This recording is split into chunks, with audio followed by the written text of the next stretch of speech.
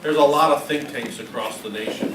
What we do that's a little bit different is we also go out and have an implementation on the ground, roll up your sleeves working team.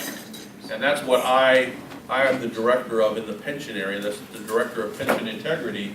Our job is to go out and work with legislators hand in hand to not only understand the issues, but create the policies and get the policies implemented to change whatever the problem is. And we have divisions that work in education, criminal justice reform, a bunch of different issues. In addition to the think tank side, we have a publication called Reason Magazine, and that publication has been produced since the 60s, and it's a libertarian-based journal, magazine that comes out monthly that you can subscribe to, and it also has a website that mirrors its editorial content.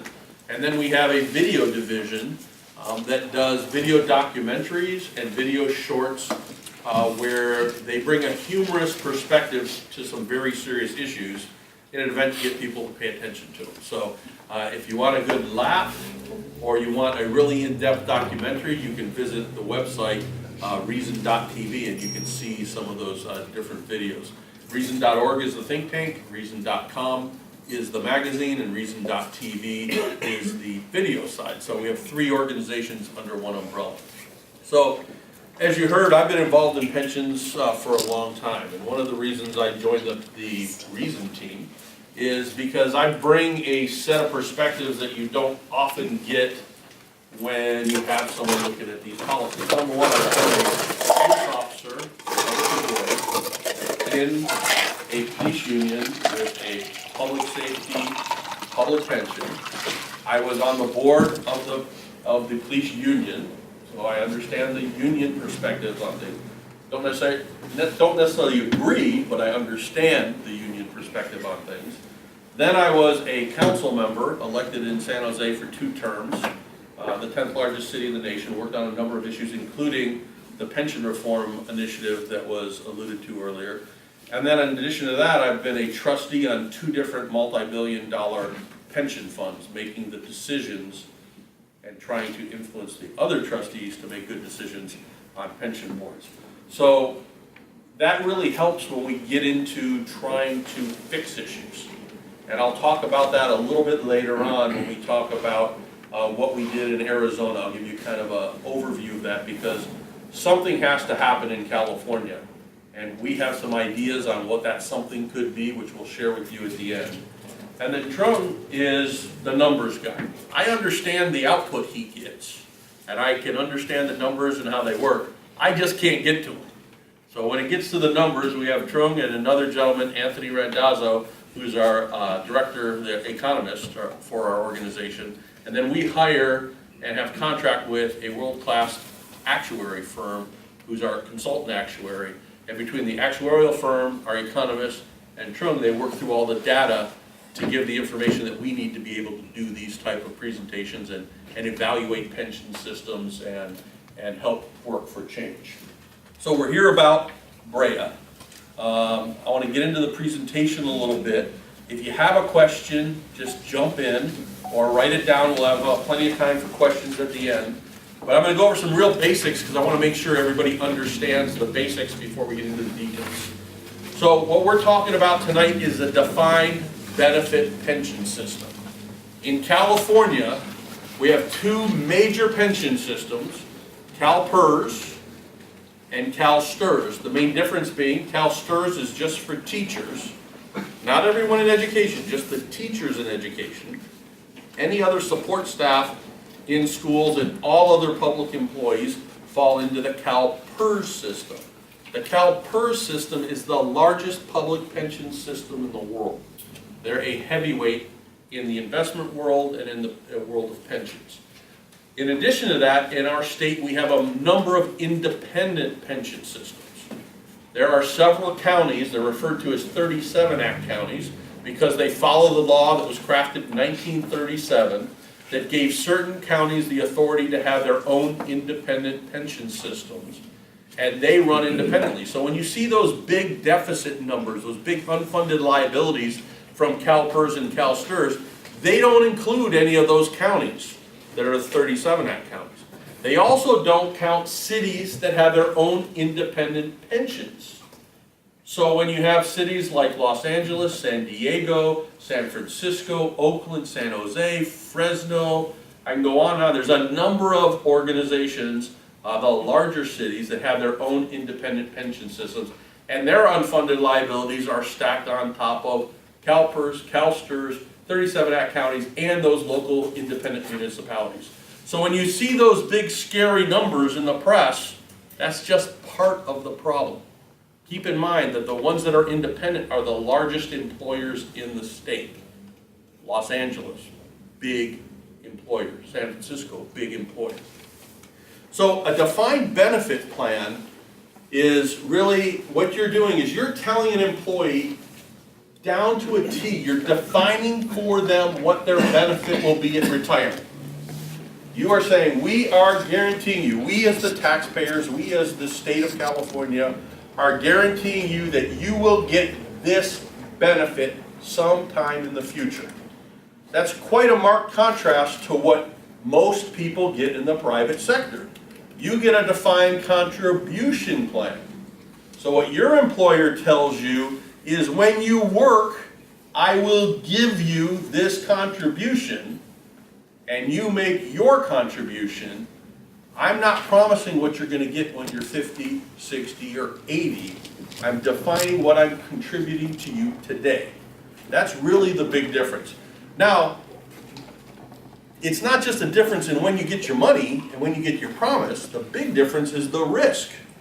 Because when I give you a defined contribution today, you're responsible for what happens to it between today and tomorrow, today and when you choose to retire. You bear the risk in the market for what is going to happen with your pension savings. A defined benefit program, the government, i.e. all of you, the taxpayers, bear the risk, because you're putting money away hoping that it will be enough money to pay them 10 years, 20 years, 30 years, maybe 60 years down the road when you're paying them that benefit. So anything that happens in the market, or any number of other factors that could happen, because you also have risk for mortality. You may save money thinking you're going to live to 80, but you live to 105. Those extra 25 years are going to be tight because that money's not accounted for. You don't know it until it happens. So you also have that mortality risk and all these other risks that you take on in a defined contribution plan. All of those risks are borne by the taxpayers in a defined contribution plan. So if you look at slide 4, this is really key here on who pays for these benefits. You'll hear a lot that public employees pay for their retirement, and they do, sometimes. In the past, and still in some jurisdictions, there is an employee contribution required, but the employer pays it for them. They pick up that contribution. When you heard Jerry Brown did a pension reform called PEPRA, the Public Employee Pension Reform Act, that said that employers for new employees going in that system could not pick up that benefit. That employees' portion must be their portion. And that is, like in PEPRA, new employees, they share that 50-50. So you will hear people say, I pay for half of my pension. That's true and it's false. It's true in the fact that when they work every day and they get their paycheck every 2 weeks, the pension contribution that the city or state agency makes and the contribution that they put away is equal to each other. That's the normal cost. And the normal cost is defined here more technically, but really what the normal cost is you're working today. It's how much money an actuary tells me I have to save to provide you the benefit in the future. And we say, I think we're going to need $1,000, so give me $500, I'm going to give $500, we're going to put it in the bank, we're going to hope for the best. The problem is, these actuaries who make these valuations rely on a series of assumptions. A lot of assumptions, over a dozen assumptions go into an actuarial valuation. They're making assumptions on how much money the plan is going to earn out in the market. They're making assumptions on what inflation is going to be for the next 30 years. They're making assumptions on how many people are going to get employed. New employees are going to be employed by the public agencies. How much salaries are going to increase because of inflation, because of merit increases, because of future labor negotiations that we don't know about. And also, 5 million people move into California. You need more employees to serve them. So that's also much more salaries are you going to be paying due to that. So you have all these assumptions, and the only thing an actuary will guarantee you is that none of the assumptions will come out 100%. They know they will be wrong. It's a matter of how much will they be wrong. It's kind of like a weatherman. They know what the computer tells them the weather might be next week, but a lot of things change that the computer can't predict, and the weather is sometimes drastically different. Well, the same thing happens in pensions. And when the pension fund comes up short, unfunded liabilities, because we've been talking about how much money everybody owes, that responsibility is 100% on the taxpayers. So you have this transfer of risk from a shared plan to a government guarantee. So what do employees receive when they retire on slide number 5? A defined benefit plan is a calculation, and the calculation takes a few things into account. It's what is their multiplier. You've probably heard people say they have a 3% pension or a 2% pension or a 5% pension. That's the multiplier. That is the number that is multiplied by the number of years you've worked in a system, that is multiplied by your final average salary, and that comes out to your pension.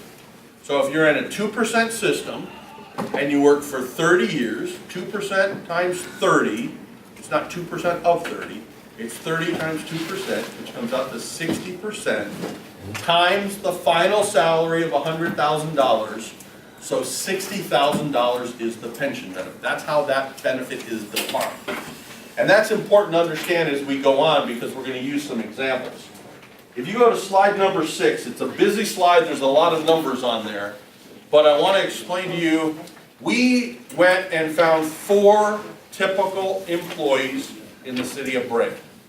Brea does a pretty good job of putting their public information out on the website. And we were able to go and get 4 specific job classifications for 4 actual employees who are employed right now in Brea, and what their pay is, and we're able to calculate what their benefit is. So, an assistant city manager position. We were going to pick the city manager because it's always nice to pick a person on the top. But the numbers that they had for the for the city manager were not a full year number. And we didn't know what proration of a year they had. So instead of guessing, we went with the next highest paid employee, which is the assistant city manager. The assistant city manager makes $203,174 a year.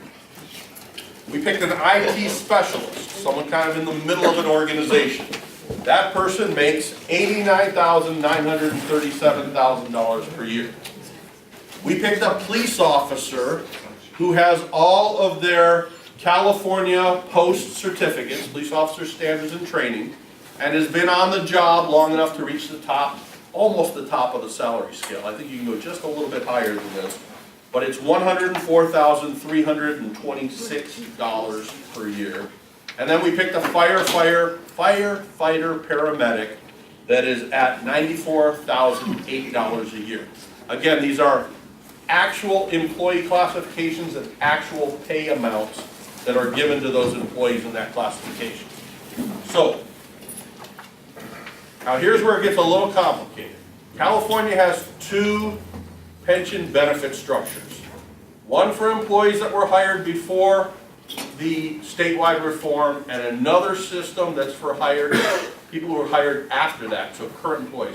So our examples we're giving you are under the new reform, because we feel it's important to make sure that policymakers are given credit for the reforms they've done, even if they're not everything that needs to be done. So all of these numbers are in the PEPRA formulas. So under these formulas, you'll see that non-public safety employees have a multiplier of 2%, public safety employees have multipliers that are 2.7%. We looked at what these employees would receive if they had 30 years of service, they're working the streets today, or at City Hall today, and they decide to retire tomorrow under these formulas. You will see, yes sir? What if the assistant city manager's been there 20 years under the old plan? Does this new one apply, or does it keep going? They'll be in the old plan. The reason we're doing this is because if I gave you the old numbers, they wouldn't be accurate to the reform that's come into play. And I can tell you what the difference will be as we go along there, because it's 30, when you said 30 years, it's 30 years from whenever that break point was that they then would get this. 30 years from their date of hire, yes. But only for the newer group. Right, now, we could have chose a new hire and projected forward what their salary might be and what inflation might be and what a dollar is worth. But then we'd be just like the actuaries, we'd be guessing into the future. So by choosing an employee that's working today under a new formula and assuming they're gonna retire tomorrow, we know the only assumption we're making is the years of service. So the only assumption we're making right here is the 30 years of service, so that we can give you the numbers in today's dollars, so it's really clear. So, let's see if that focuses a little bit better. Okay, so we were asked when I was emailing what the, let me get a little pointer. Step in front of you. I remembered, I brought all of my.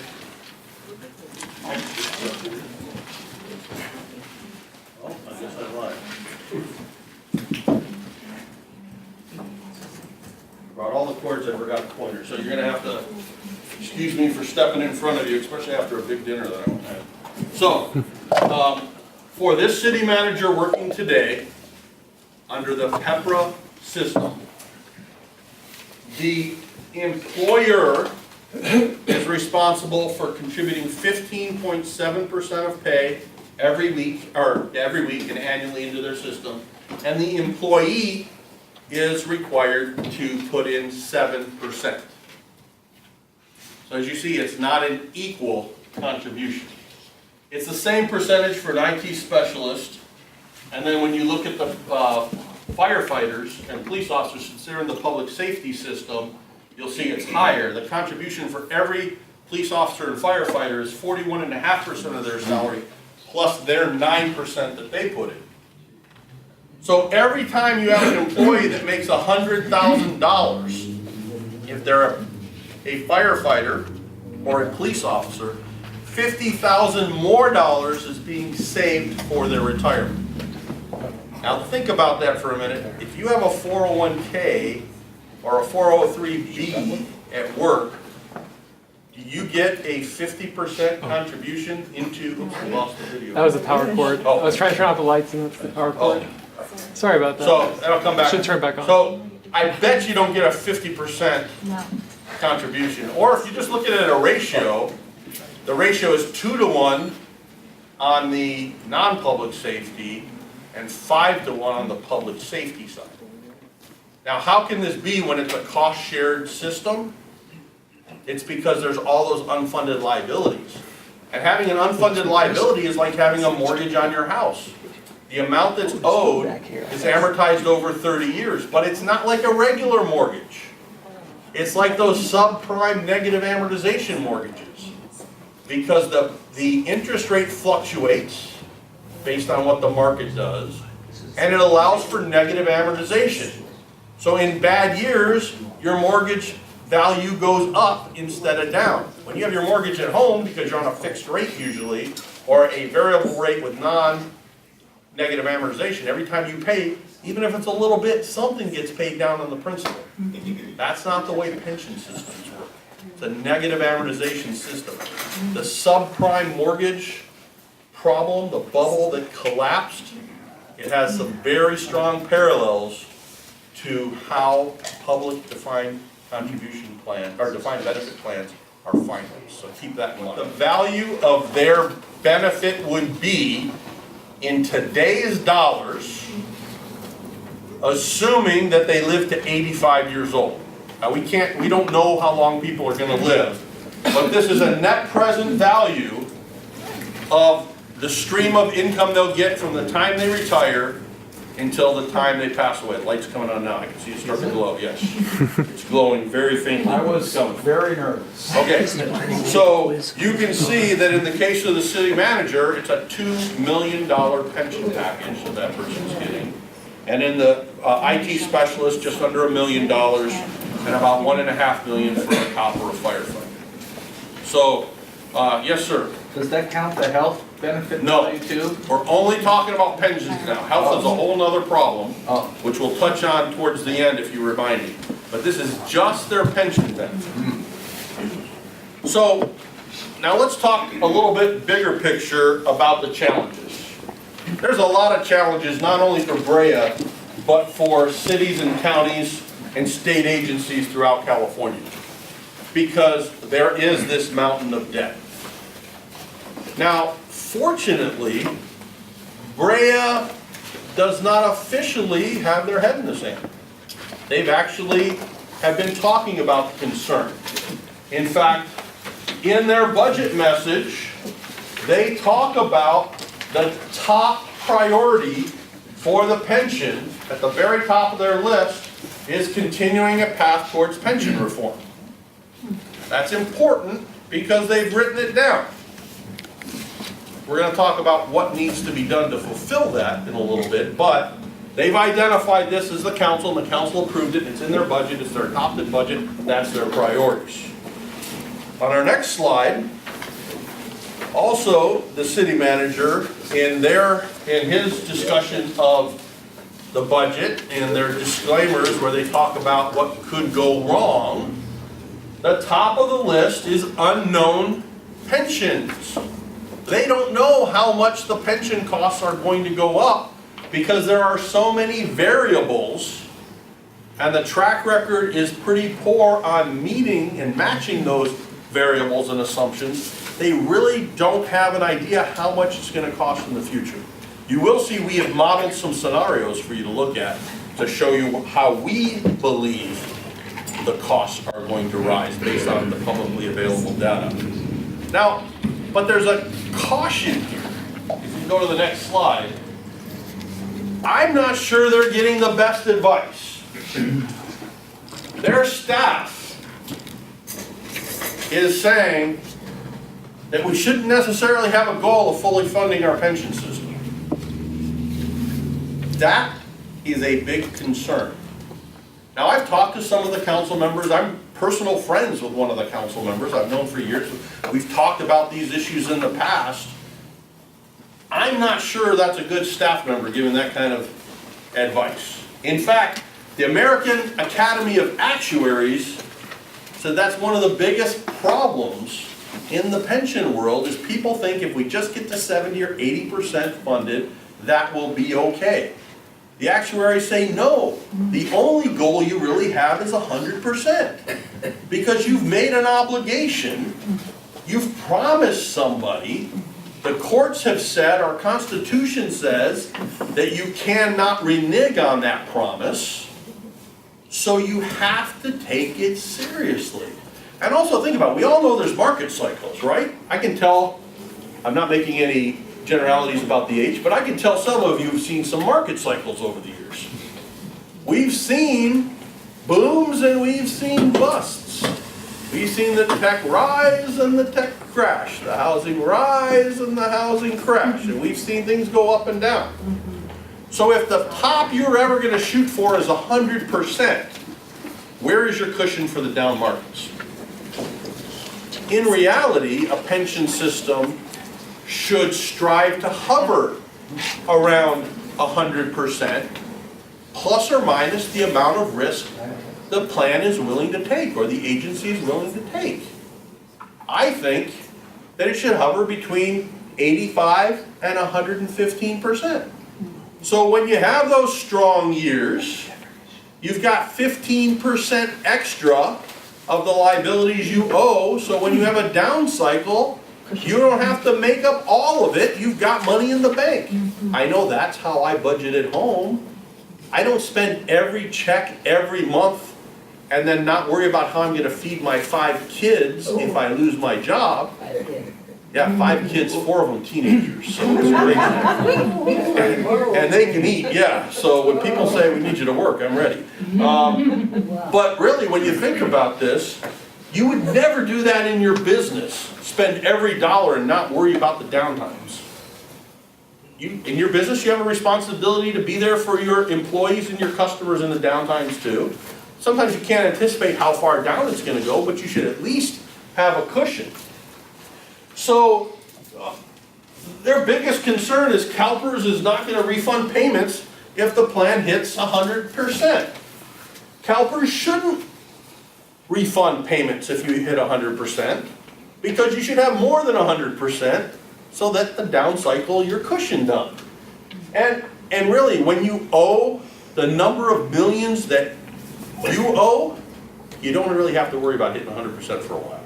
So you're gonna be okay.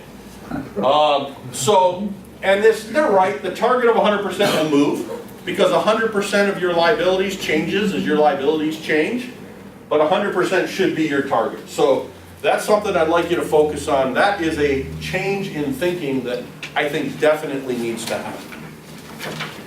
So, why are we here? These are small, but you really only have to look at these lines going up to understand that costs are going up. You don't even need to look at these charts, because you live in Brea.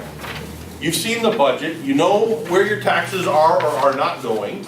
You know that the city has reduced its workforce and they've reduced the number of services they provide, because the contribution rates to these pension systems have been going up pretty steadily. And just to give you a sense of scale, this is 2001 right here, right before the line starts. The line starts in 2002.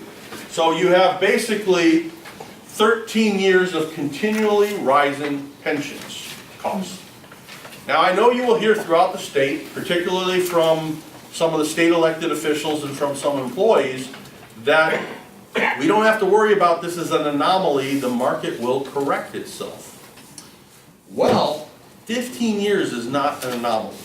At minimum, you can say it is a trend, but most of us would agree that it's a new normal.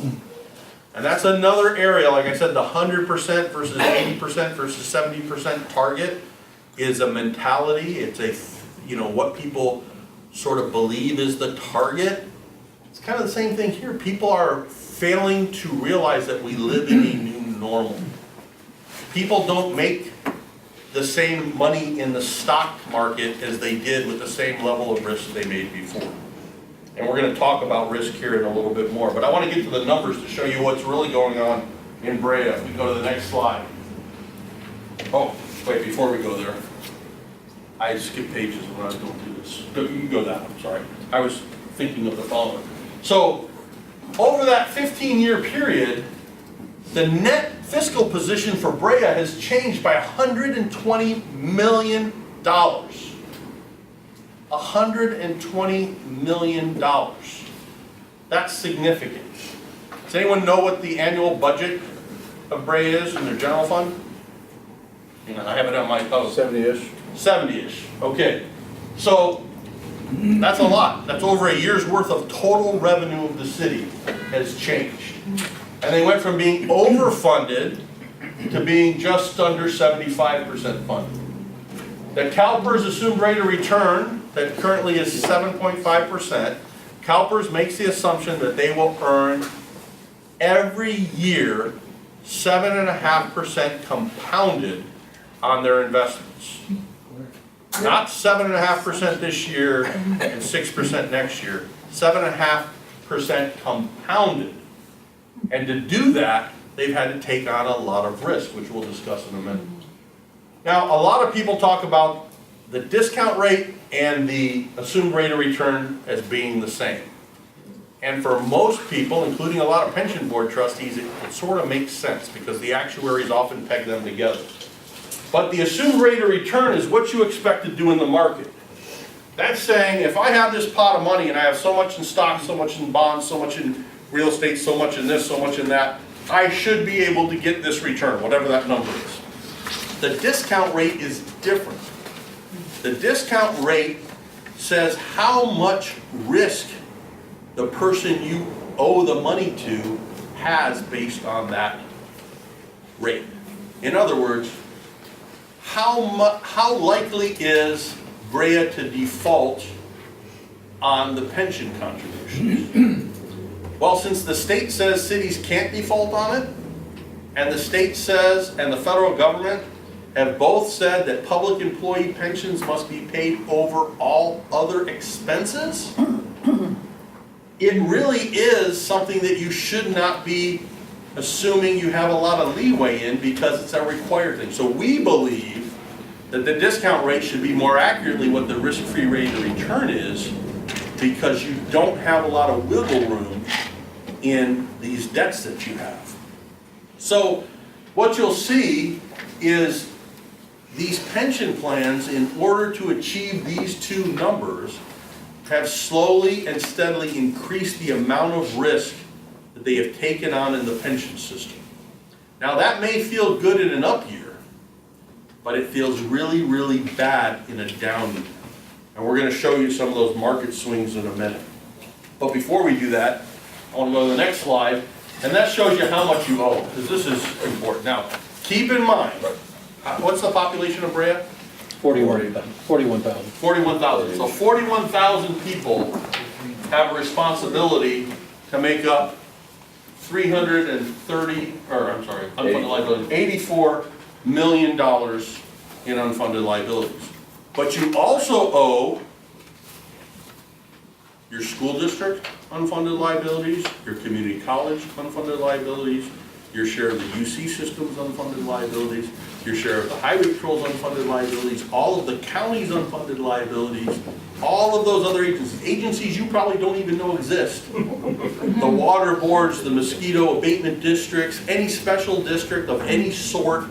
There's over 4,000, I think it is, special districts in the state of California, all have unfunded liabilities associated with them. So this is just the one attributable to you via the portion of your property tax and sales tax that goes to Brea. This doesn't count all the other ones on top of it. So keep that in mind. And even though it's with CalPERS, it's only the debts that are associated with the employees that have actually worked for Brea. Or in the case of when you provided contract police services to, I think it was Yorba Linda where you used to do that, the debts associated with those employees during those years of service, even though they don't belong to you anymore, and those services are being provided by somebody else, you still have the debt associated with that. So the funding ratio is better in the non-public safety plan than it is in the public safety plan, but overall, you basically have 75 cents for every dollar that you owe. And again, just reminding you of the contribution rates that we showed you earlier. If you had no unfunded liabilities, which again I think should be your goal, is to have superfunded status, but at least hit 100%, you would not be paying 50% pension contributions for every police officer. You'd be paying 9%. You would not be paying 22% for every non-public safety officer. You'd only be paying the 7% match. A big difference in the amount of contributions. And all of those dollars are pretty much general fund dollars, or the large share of them are general fund dollars that could be used to pay down other services. So if you were to look at the City of Brea's budget and just basically take an average of these two, which is about 30%, that when you take out the required normal cost contribution, take 30% of payroll. Typically payrolls for a public agency is about 2/3 of their budget. Someone said the budget was, what, 80? 52 million. I'm sorry, what? 52 million. 52 million in the general fund. So you take that 52 and you take 2/3 of that, and that is your salaries, and then take another 30% of that. That's how much extra money you would have.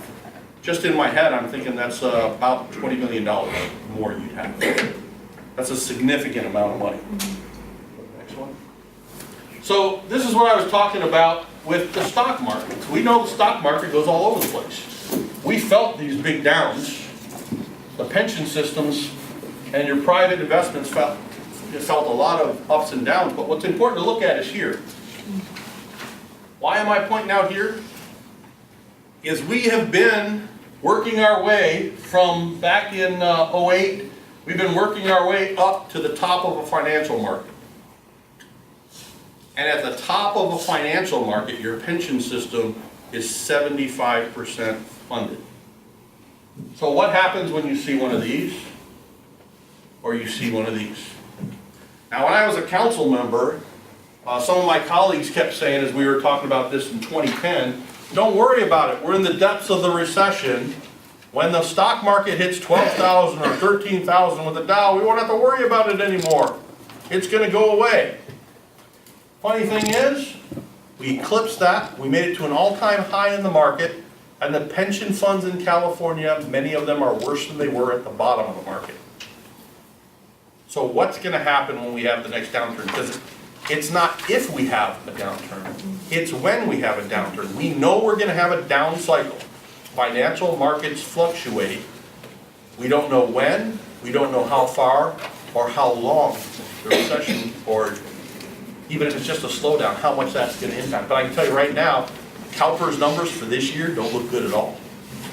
We're gonna see all of these numbers I told you, the unfunded liabilities increase. Yes, sir. I'm sorry, in this description where you took it from the low to the high and we're in a worse position now than we were at the low, I missed the why.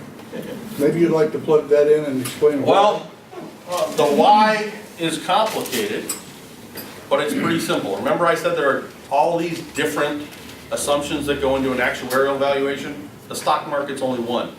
Market performance is only one.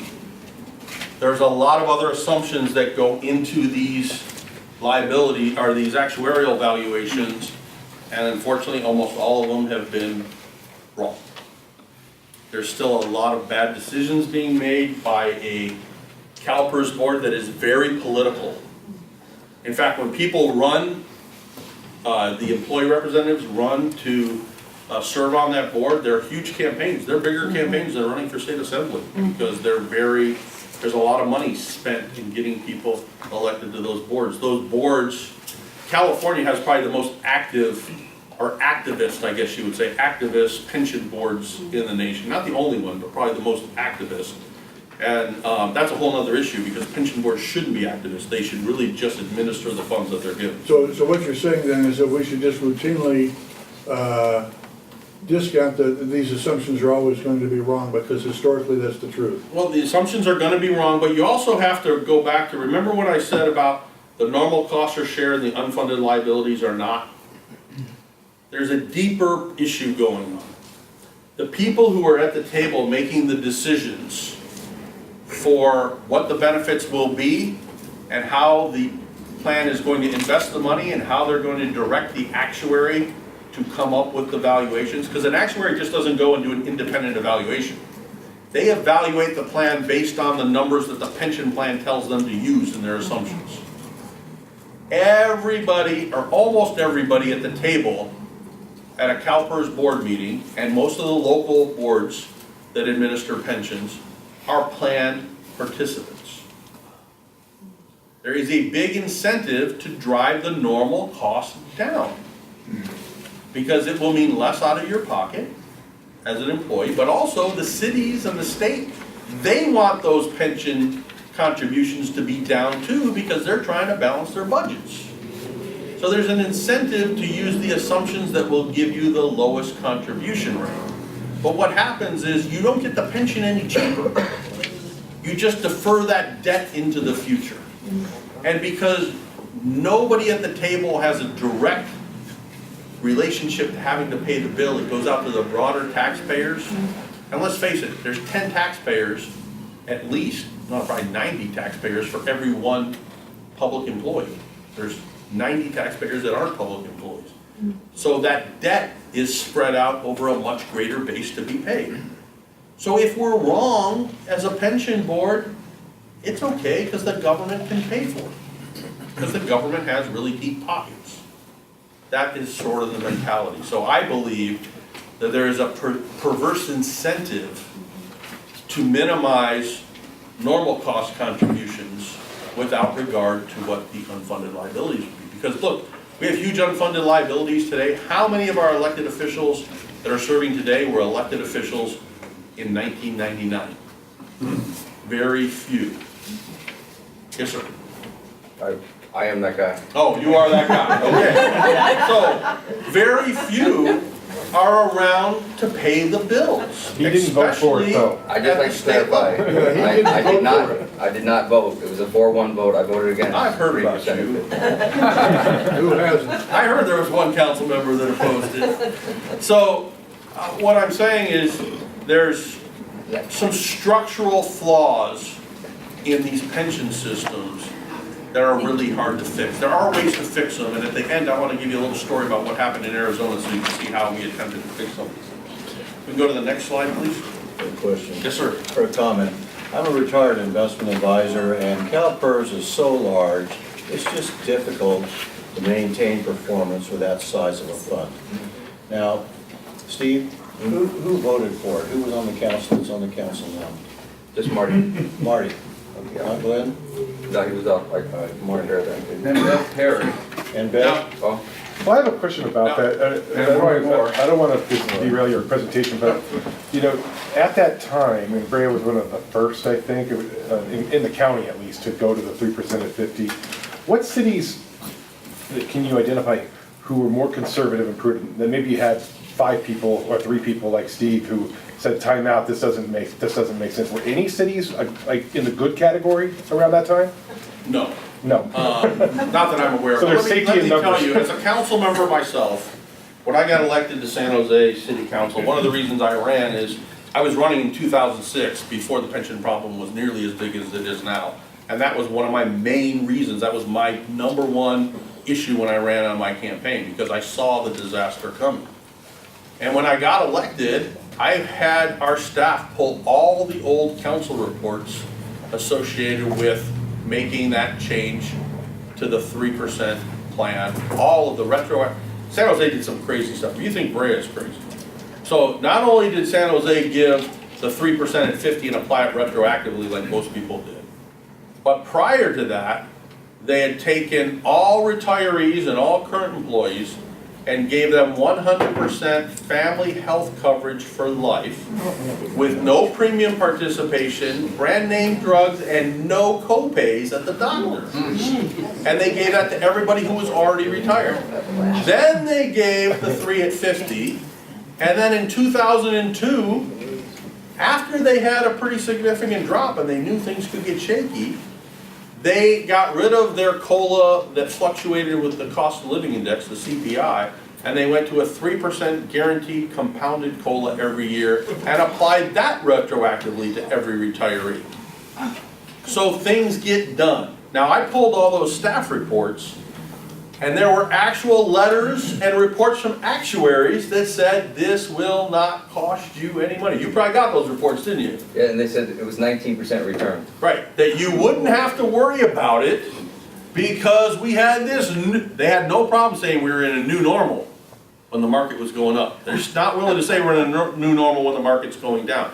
But they actually had professional advisors who gave them professional advice that this would not cost them anything, and unfortunately, a large number of elected officials, probably 98.5% of them, did not question those reports, and they sailed through. I think it's malpractice on those who did the reports, but it happened, to increase their pension to 90%. Then the Highway Patrol and other state agencies wanted it, and then they got it, and the big cities said, well, Highway Patrol gets it, we need to get it, and it trickled all the way down. And the way labor negotiations work in California, we have very strict labor laws as far as it relates, well, all across the board, but even more strict with public employees. They have binding arbitration for law enforcement, they have all of these negotiating issues, and they use comparable salaries. I'll give you another great example from my fine city of San Jose, which, by the way, I moved from, and I live in a much more conservative city now. The police officers in San Jose, after we had the 9/11 incident, went to the mayor and said, look, we have this new normal where terrorism is a normal thing. We have to do all this extra training. We want our guys to be paid for this. And we want a 5% terrorist training pay. They got it. The fire department came and said, we want 5% because when the terrorists strike, we have to go too. The city of San Jose said, well, police departments and fire departments, they don't comp each other, so we don't have to give it to you, and they held off. But San Jose got it, and then every agency in Santa Clara County got it, and then San Francisco County gave it to their cops. San Francisco has a police-fire comp comparison in their labor negotiations, so they gave it to their firefighters, and then our firefighters used them as the comparables to get it for them. So then the firefighters got it as well. So that's just the way labor negotiations work in our state. And I'm not saying it's just with police and just with fire, because these are the miscellaneous employees. These are the ones who did not get 3 at 50. And I want to stress, it's not the benefit that causes the problem, because you can give someone a 50% multiplier if you're willing to pay for it and you can make good assumptions. Because we're going to go to the next slide. It doesn't look like it changed, but it did. Not just the title changed, this is the public safety plan. If you can toggle back and forth between the two a couple times for me, you'll see it's virtually the same graph. Because there's structural flaws in the system. I can't say enough, it's not about just the benefit. It's not about just the stock market. It's about a structurally flawed system that has problems. So, let's go on to the next slide. That last slide was looking in the past, this is looking in the future. This is where your pension contributions are going to be, or are currently this year. This is for non-public safety. They're on track to rise if the plan investments come at about the 50th percentile. The contribution rates are going to rise another 5% between now and 2022. So take the entire payroll and calculate what 5% is. And this is not even our checking the actuarial. Yeah, these are from CalPERS. This is their actuarial projections. Now, I just if wanna the mention- plan overperforms, The slides are in black and white, but the actual the report is in color. So if you want to look Yeah. at the color version, it's all the graphs are also in the. so yeah, report. they're just copy and paste from one to the other. Even if the plan performs as at the 75th percentile? 75%. Yeah. At the 75th, I guess I could look at the top, at the 75th percentile, so it does better than what's projected, the rates are still going to rise to almost 19%. If it performs at the 25th percentile, which it's done a lot lately, those are going to go to 24%. So your pension contributions can get significantly worse. Now we're going to look at the same slide, or the same type of representation, but for public safety personnel. You're at 41% now. Under best case scenario in 2021, it's going to be 55%. They are hoping that it's only going to go to 52%, and it could go to 66% or higher. And again, these are CalPERS actuarial projections, not ours. That's important to know, that we know pension costs are going to rise. And the city manager, as I pointed out in one of those earlier slides, they've acknowledged this in their budget. They said they don't know what it is.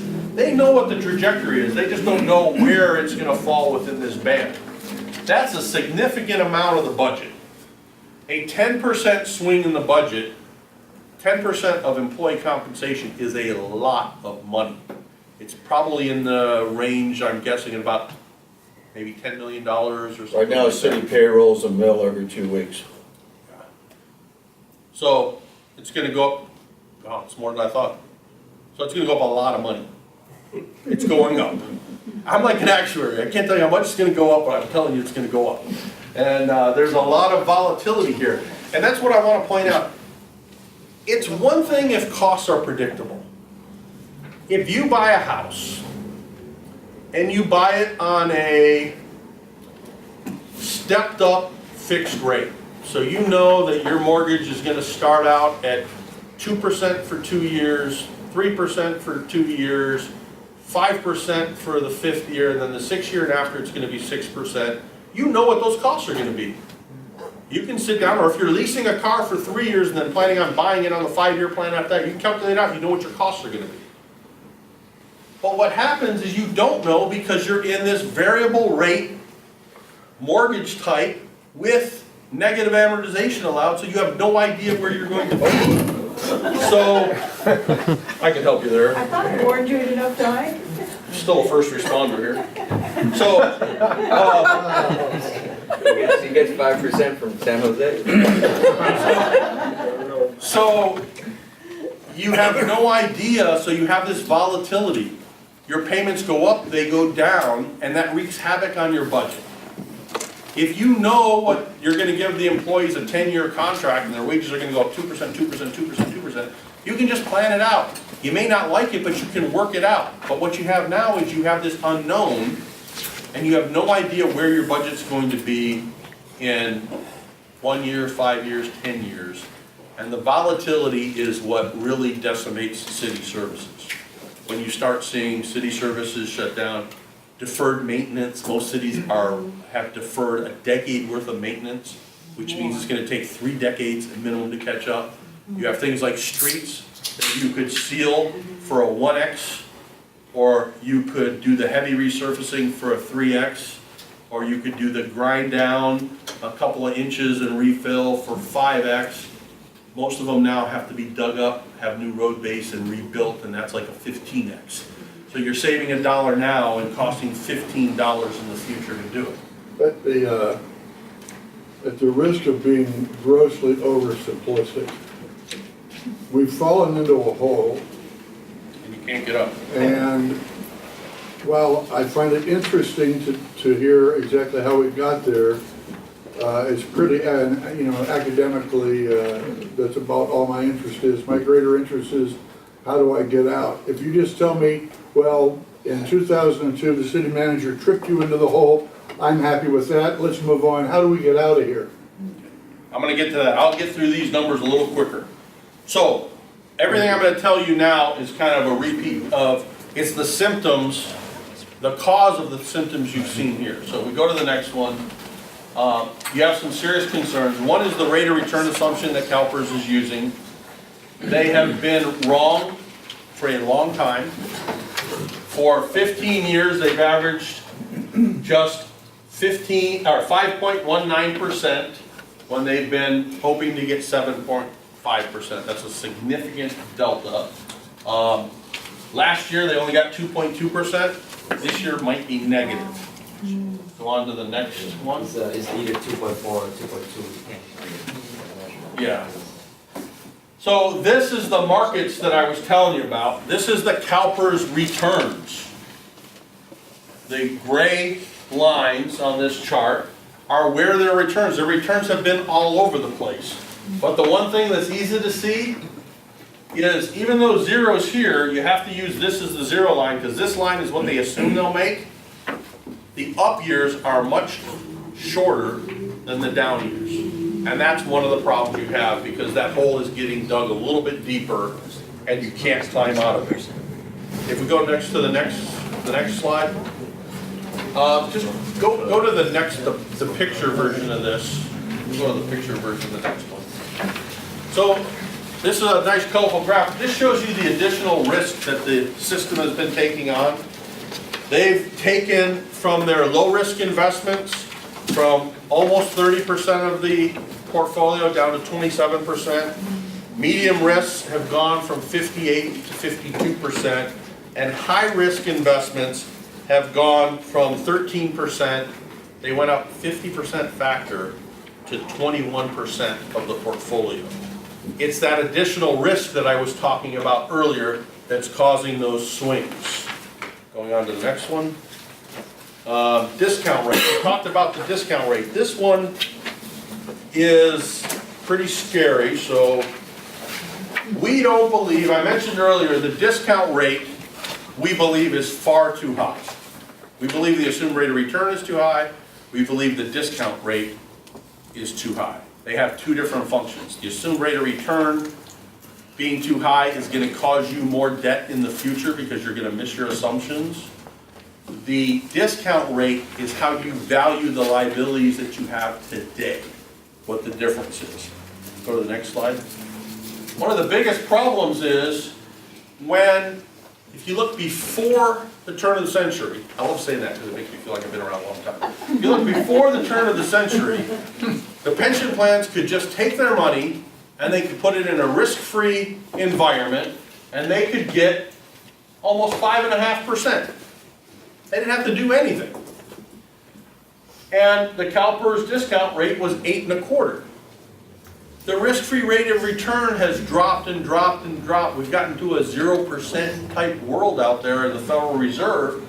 The risk-free rate now is, where is it here? About 2.6%. But they're still using nearly an 8% assumed rate of return. And if you look at the next slide, this shows you what the reality has become, the new normal that I keep talking about, and the actions the CalPERS board has taken to deal with it. They are dealing with at best a trend, more likely a new reality, as if it was an anomaly in the market. Okay, and I gotta say it again, I said it earlier, if 15 years is not a trend, I'm not sure what it takes to make a trend. They'll always tell you, we invest for the long term. And they'll usually say 30 years. Well, if you're wrong for the first half, what's the next half going to look like? Okay, so, next one. Here's where it gets really interesting. Because we told you about the unfunded liabilities in the regular employees being $23 million. If you use the true accounting at the risk-free rate of return, because again, these are not liabilities you might not have to pay, these are liabilities you have to pay, you really owe $75 million in today's dollars because of the surety in which you have to pay these. Even if you split the difference, a lot of people say 6.5 is a good return to use. I think it's still a little optimistic, the discount rate. You're understating your debt by a significant amount, 16 million. Now, if we go to the public safety plan, you can see that you're understating at a 6.5% discount rate. You're understating your debt by a factor of about 50%. And if you go to the 4.5 discount rate, your debt could be significantly higher. And the folks on the other side of my argument are going to say, well, that's not realistic because we're going to get 7.5 in the market. And we just remind people, what you get in the market is looking forward. The debt that you have that you're obligated to pay is looking backwards. You can't use the same number for both. We don't believe that's prudent. Unfortunately, that happens a lot. But this is, your debt is somewhere between here and here. That's a lot of volatility. So, what happens if you don't do anything? Next one. The risk of inaction is big. It's a systemic problem you have in your pension system. It's not a market problem. It's a systemic problem. The volatility, as I showed you, is present and it's going to be here for the expected future. And that's assuming the investment markets still do pretty good. That's not assuming a recession between now and what I've projected for you. And let's face it, as you start to have your employees cost more and more, you can have fewer and fewer of them. And quite frankly, the new employees, the millennials, they don't want to come into a workforce where the first thing they see is the wall of debt in front of them, and that they have to pay for the sins of the past. In fact, even the ones in private sector who aren't going into public sector work value more today's dollars. Let me be in charge of my own destiny. Let me decide where I want to work and when I want to work. They want a portable benefit. Public employers are just not giving it to them. Now, reform, oh, I saw a hand. Yeah, just a comment on the positive side. Our current council has acted responsibly by setting aside $6 million out of reserves into a PARS account. Stays on the city books and sending it to Sacramento. And that 6 million is there to help cushion the next economic downturn. So the current city council has acted responsibly. Where did that come from though? So Reserves. I was So actually it came just, from another account to that account. I was gonna bring that up because that's an important point. None of what I showed you counts that $6 million that's gone into PARs because that just happened. It doesn't reflect on any of the valuations What was it yet. reserved for? It'll be in your future. So I looked into where it came from. So what happens with the city budget is at the end of a fiscal year, they have what are called ending fund balances. That means, like if you had a Christmas club, or a Christmas savings account or a vacation savings account, and you put away $5,000 to go on vacation, and it only costs you $4,000, you have $1,000 left over. Well, that's kind of what the city does with their ending fund balance. They thought it was going to cost them X millions of dollars to provide these services, and it cost a little bit less. They use those ending fund balances for two things. Most balanced city budgets, government budgets in general, assume a positive ending fund balance that rolls forward. But budgets are made 1.5 to 2 years before the actual fiscal year. So most city budget staff are pretty fiscally conservative in their projections, and most have more ending fund balances than they expect. Brea identified 6 million from those ending fund balances and put it into PARs, which is a public, it's a different type of pension vehicle. It's a 215 trust that is set aside. That money can only be used for pensions. But what's essentially happening is instead of Brea making an extra principal payment on their debt, they're putting that money in savings so that they have it to cushion future years. Now, some would agree with that and some would disagree with it. The positives are you have that money and it's a little more secure because it's invested much more conservatively. I reviewed all the investment strategies. There are more It's conservative investments. 60-40 Right. equity fixed. And that money cannot be used for anything else but pensions. But what it can be used for is to supplant normal costs in the future or unfunded liability costs. So if the public agency, if Brea as a whole is very disciplined and uses that money only for unfunded liabilities, it's a good thing. If they in the future choose to use that to pay their normal costs, that's a bad thing. Because then you're just taking money that you could have paid on debt and using it for something else. It's kind of like you've been saving money for a car, so you decide to lease it instead, so you take that extra money, and instead of using it for the buyout at the end, you go out and buy another car. That's not a smart thing to do.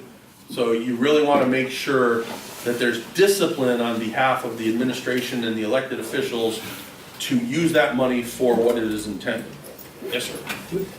At a previous meeting, it was, this whole situation was compared to a maxed out credit card.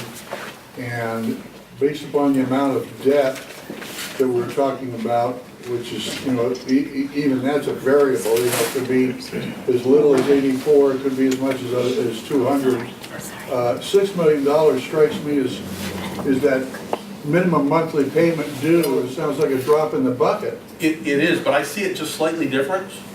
I see it as the pension, as the city administration no longer keeping their head in the sand and saying, we do have a problem and we need to start saving because we're not going to be able to afford it elsewise. But if Now, it's not enough, but it's only the first year. So many cities have looked at ways that they have made an ending fund balance policy that says every year we have an ending fund balance in excess of X, we're going to take that money and do Y with it. That's a good thing. That instills discipline and it creates a path forward. Also, it's a start. Right. And many cities can't do it, i.e. Placentia. And then it stays on the city books, within the control of the city. It doesn't go to Sacramento into the deep hole of PERS, okay, which is beyond our control. So it's a start. It is a start. And you know, you ask what you do when you get to this bottom of a big hole. Well, the first thing you do is stop digging. Unfortunately, we have a system that doesn't allow you to stop digging because CalPERS has kind of a lock on you, which I'm gonna get to in a minute. So if you can't stop digging, you gotta give people smaller shovels. And if the smaller shovels don't work, you need someone else at the top taking a shovel and putting some dirt in. And PARS is kind of that person on the top throwing an extra scoop in. Now, you can argue whether it's best to put it in PARS or put it in CalPERS. That's a philosophical discussion more than a practical discussion. It's a good step. $6 million in the grand scheme is nothing. $6 million as a first step is a big step. So you have to look at it for what it's worth. Now, I want to get to what the objectives of reform are and then the obstacles to reform in California. So, let's face it, why do we have pension systems? Because we want retirement security for employees, and governments, much like private sector people, they want to treat their employees right. And people who put in long careers should have some sense of retirement security. The difference is who should bear the risk here. You need to get stable contribution rates. You can't have this volatility and these unknowns in your future.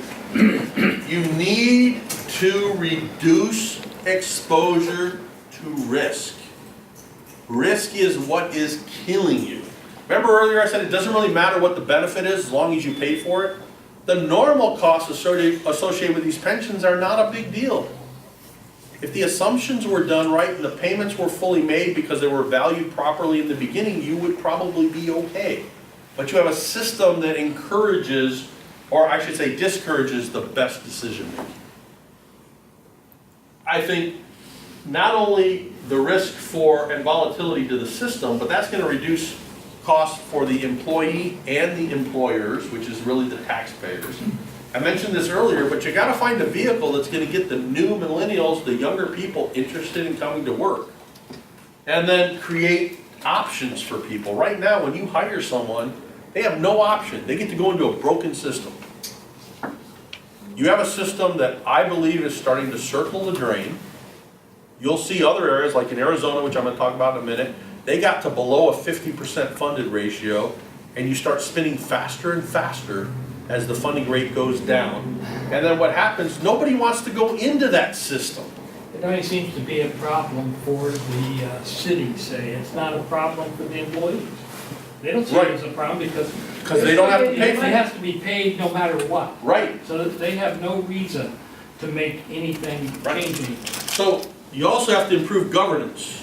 Why isn't that number one Governance, on your list? Why wouldn't it be number one instead of number 6? when we look at these, we had an argument where these should be numbers or bullets because we look at them as all being equally important. So these are all elements that should be in reform. They're not prioritized. Okay. Governance is important because better decision making. One thing everyone will agree on, the unions and the taxpayers and the employers are going to say bad decisions were made. They're just pointing fingers at who made the bad decisions.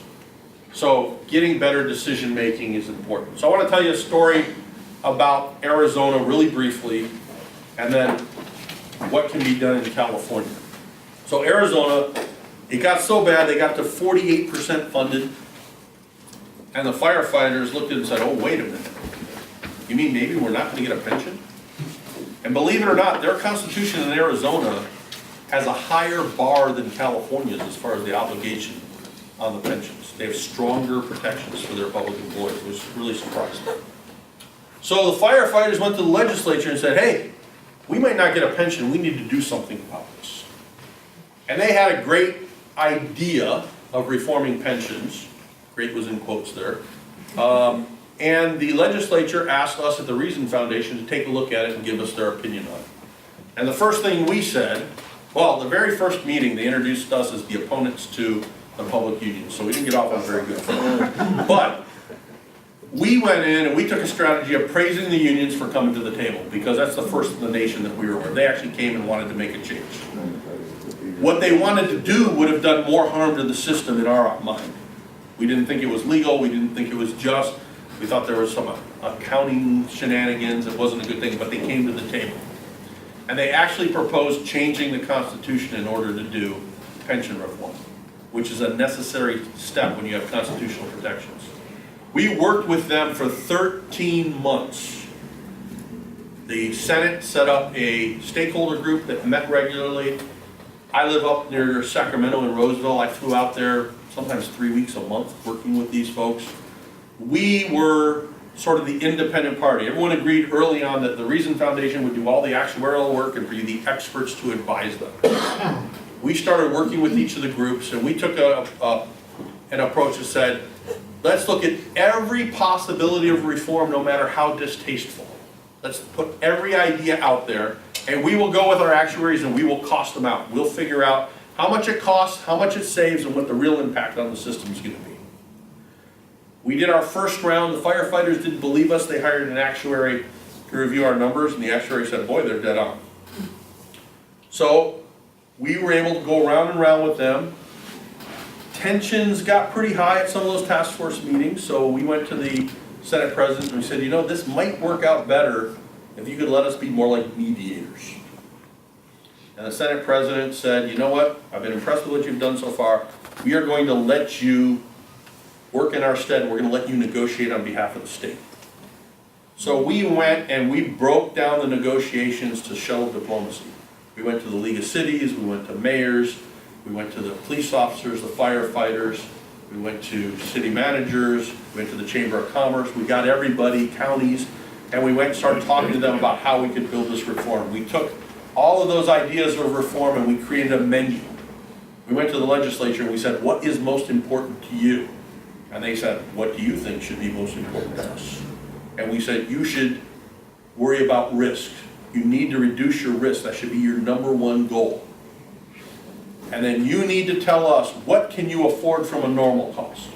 If everything goes right, what is a reasonable contribution to make? And they said, a 20% contribution, half from the employees and half from us, is a reasonable contribution.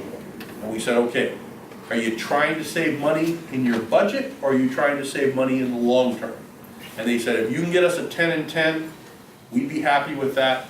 Get rid of the risk. And that was our marching order. So we went and sat with the employees and we worked through this deal. And having been a union leader myself and having been a council member and been in negotiations, I met with the union leaders and I said, look, let's just look at this like interest-based bargaining, which they like to do.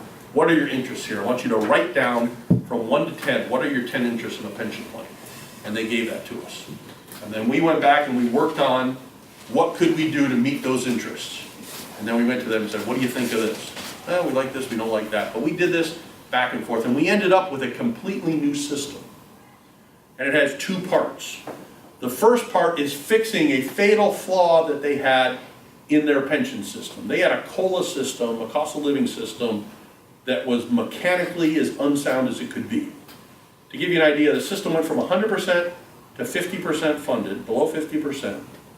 The COLA was based on planned performance and excess earnings. And during that time, it went from 100% to below 50%. It paid out 25 years straight of 4% COLAs to all its retirees because of the way it was written. Terrible design. It was causing the circling of the drain.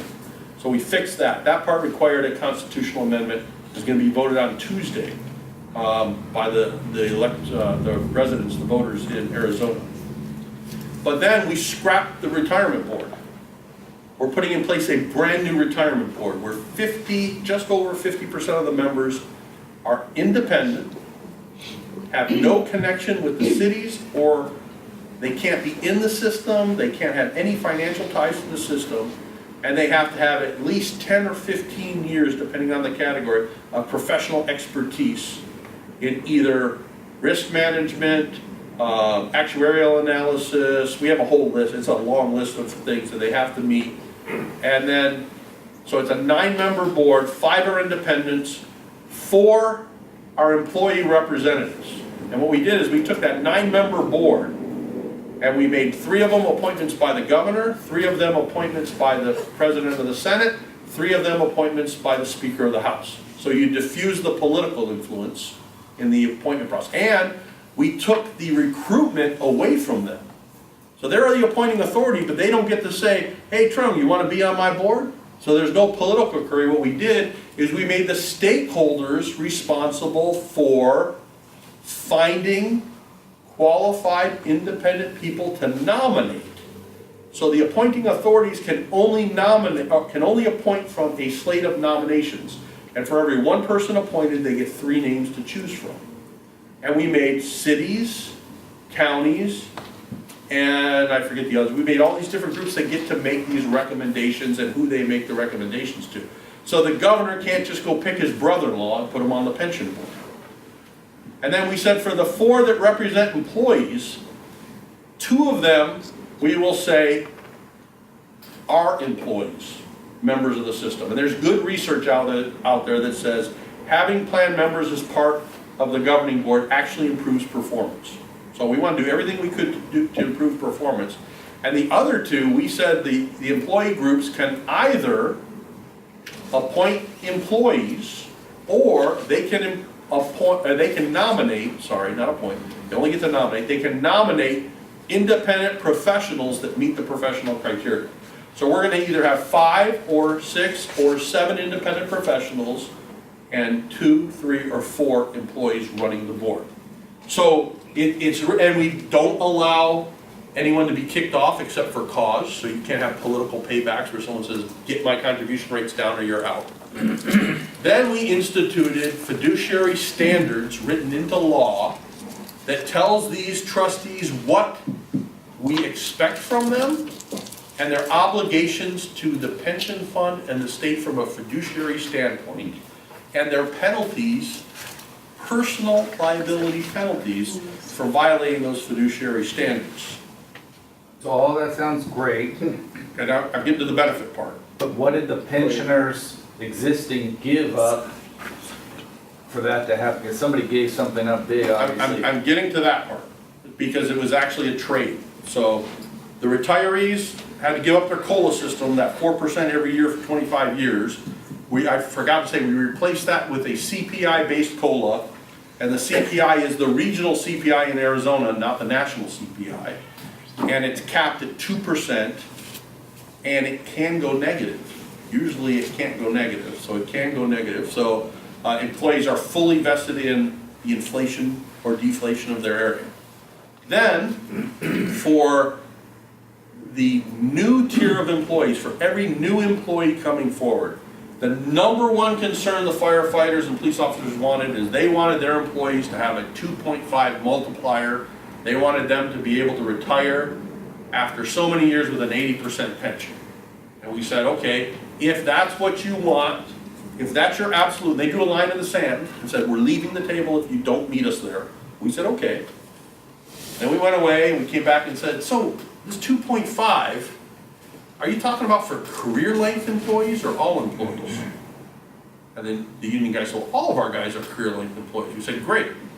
So how about this? Let's make it 1.5 if they're short-term employees, because you only want to protect the career employees. And we want to reward career employees because the longer they stay, the better for the organization.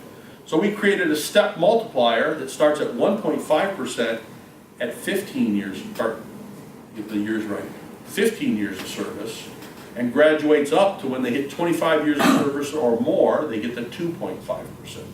So now you've given employees options that they can count on. Not some, like California lets you leave early for an actuarially reduced amount, which is dependent on their actuarial assumptions and all this. The employee can say, I want to be there for 18 years and this is what I'm going to get. They can just calculate it out. But we said we also, the state wants employees to have a choice. So we want every new employee to have a choice whether they're going to go into the defined contribution plan or the defined benefit plan or a defined contribution plan. And they said, okay, that's a deal. No one's going to take it. We said, well, then you don't have to worry about it, do you? So then what we said is, now, if you want the board, we want this nice independent board, we are going to make the board 100% independence because you have no risk. They said, wait a minute, you can't throw all our people off the board. And we said, why should the people who don't have any risk be making decisions?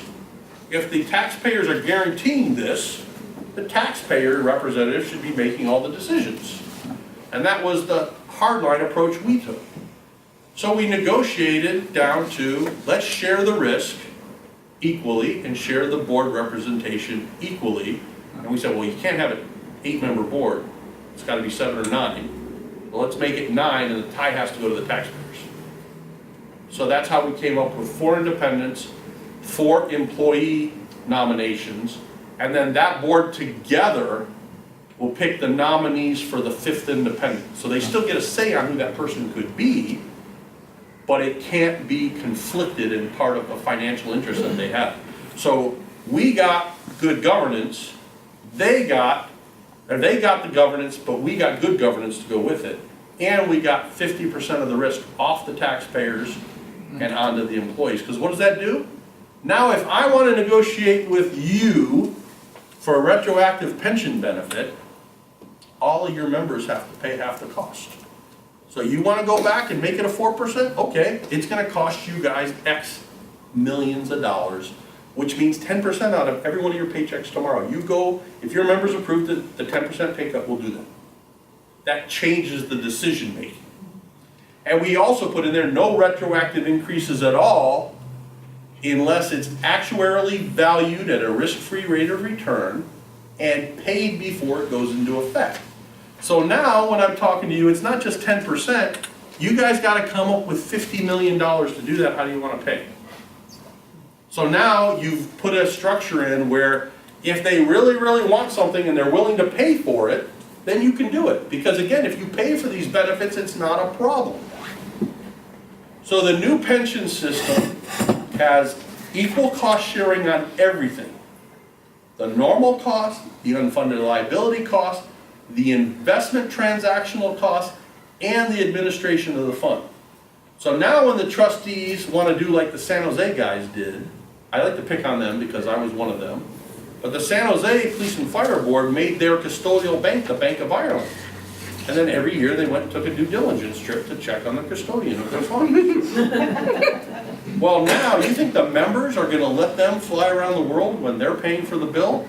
So again, you institute good governance and some checks and balances. So in the end, we came up with a system that reduces the growth of liabilities by 36%, reduces the risk to taxpayers by greater than 50%, opens the door for a defined contribution plan, and the best part is we made it the most attractive defined contribution plan you will see. If you want to go into the defined contribution plan, the government is going to give you 9% of your pay, and you're going to match 9% of your pay, and you're going to have an 18% annual defined contribution plan for your entire career. If you do that, you will make about 30% more than the person who chose to go in the defined benefit plan. And why can we do that? Because there's no risk associated with it. They could have went up to 11%. In fact, they probably would have, but the employees didn't want to put that much out of their paycheck. But we told them, make it as good as you want, because when a new employee comes in, we want them saying, 50% funded, or I'm going to be a millionaire when I retire. Pick. From a taxpayer's perspective, anytime you can get someone to take the no-risk option to you is a good option. So it was interesting. When we went to the House and Senate, we had the Senate committee meetings first. One police union opposed it, all other unions supported it, everybody, League of Cities, everybody supported it. The police, the Arizona Police Association president went up there and he said, my members have voted that they do not want to support this. They don't believe we should have to change the Constitution. Changing the Constitution is a major thing. If you can do this without changing the Constitution, we do it, but we don't want to show the people that they can change the Constitution to remove our benefits. But let me tell you, my son is in the academy, and he is going to be graduating, and I hope this is in effect before he graduates, because this is a good thing for him, and I have encouraged him to choose the defined contribution plan because that's what's best for him. So even our biggest opponents were talking about the good news. And we made it attractive. We went and presented to the whole Fraternal Order of Police statewide organization, had a huge crowd. People were saying, but why would anyone want the defined benefit? That's the desired result. It went to the Senate, got a unanimous vote, went to the House of Representatives and passed 49 to 10, and the 10 who didn't vote for it didn't vote for it because they wanted a pound of flesh from the employees. They wanted to strip them of benefits, so they had a little different agenda. It was immediately signed by the governor.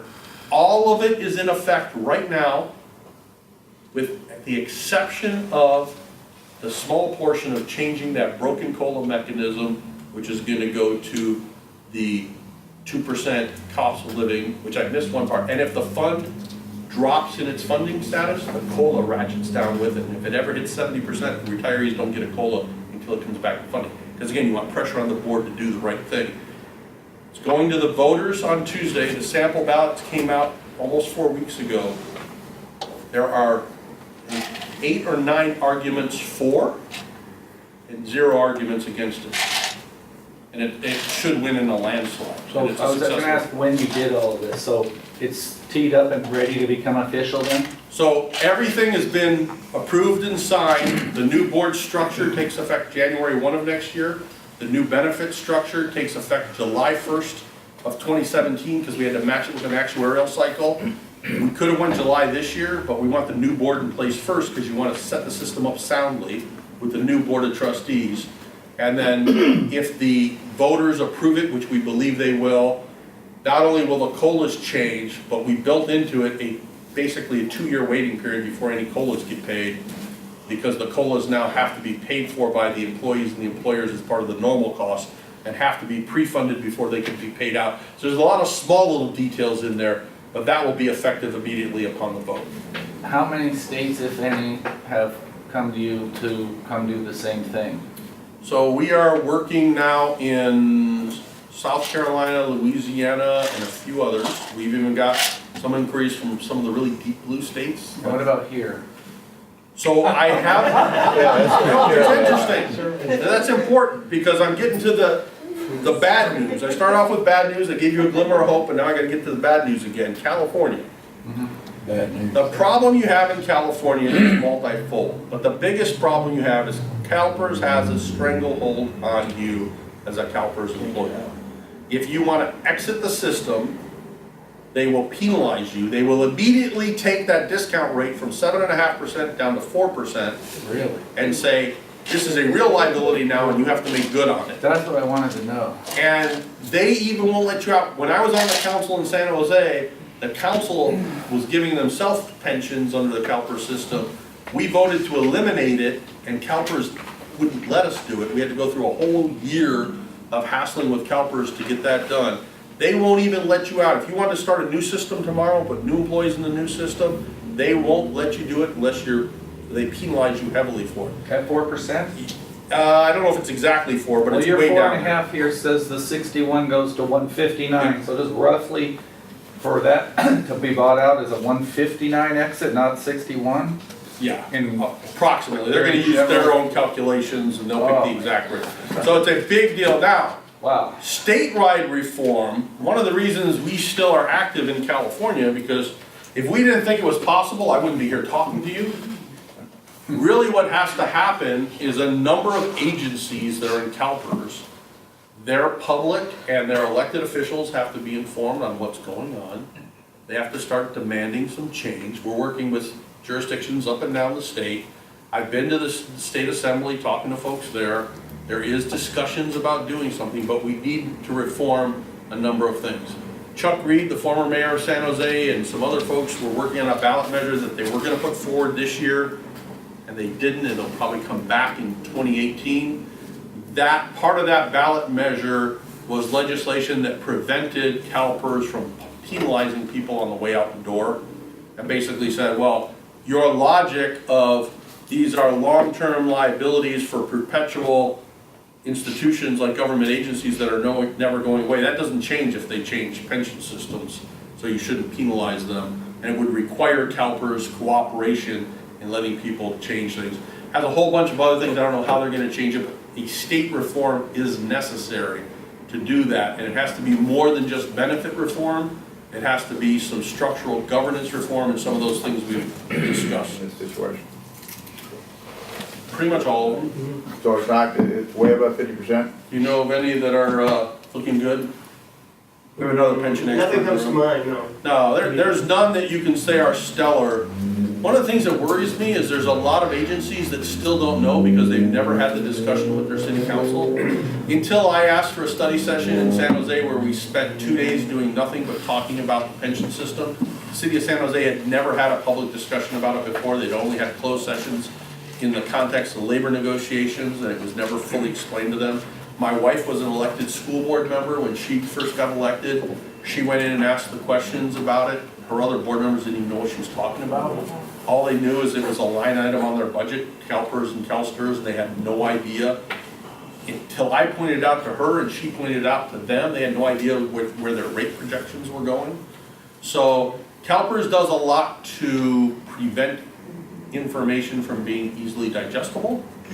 In fact, last month they put out a CalPERS called the CalPERS Perspective magazine. Last month came out.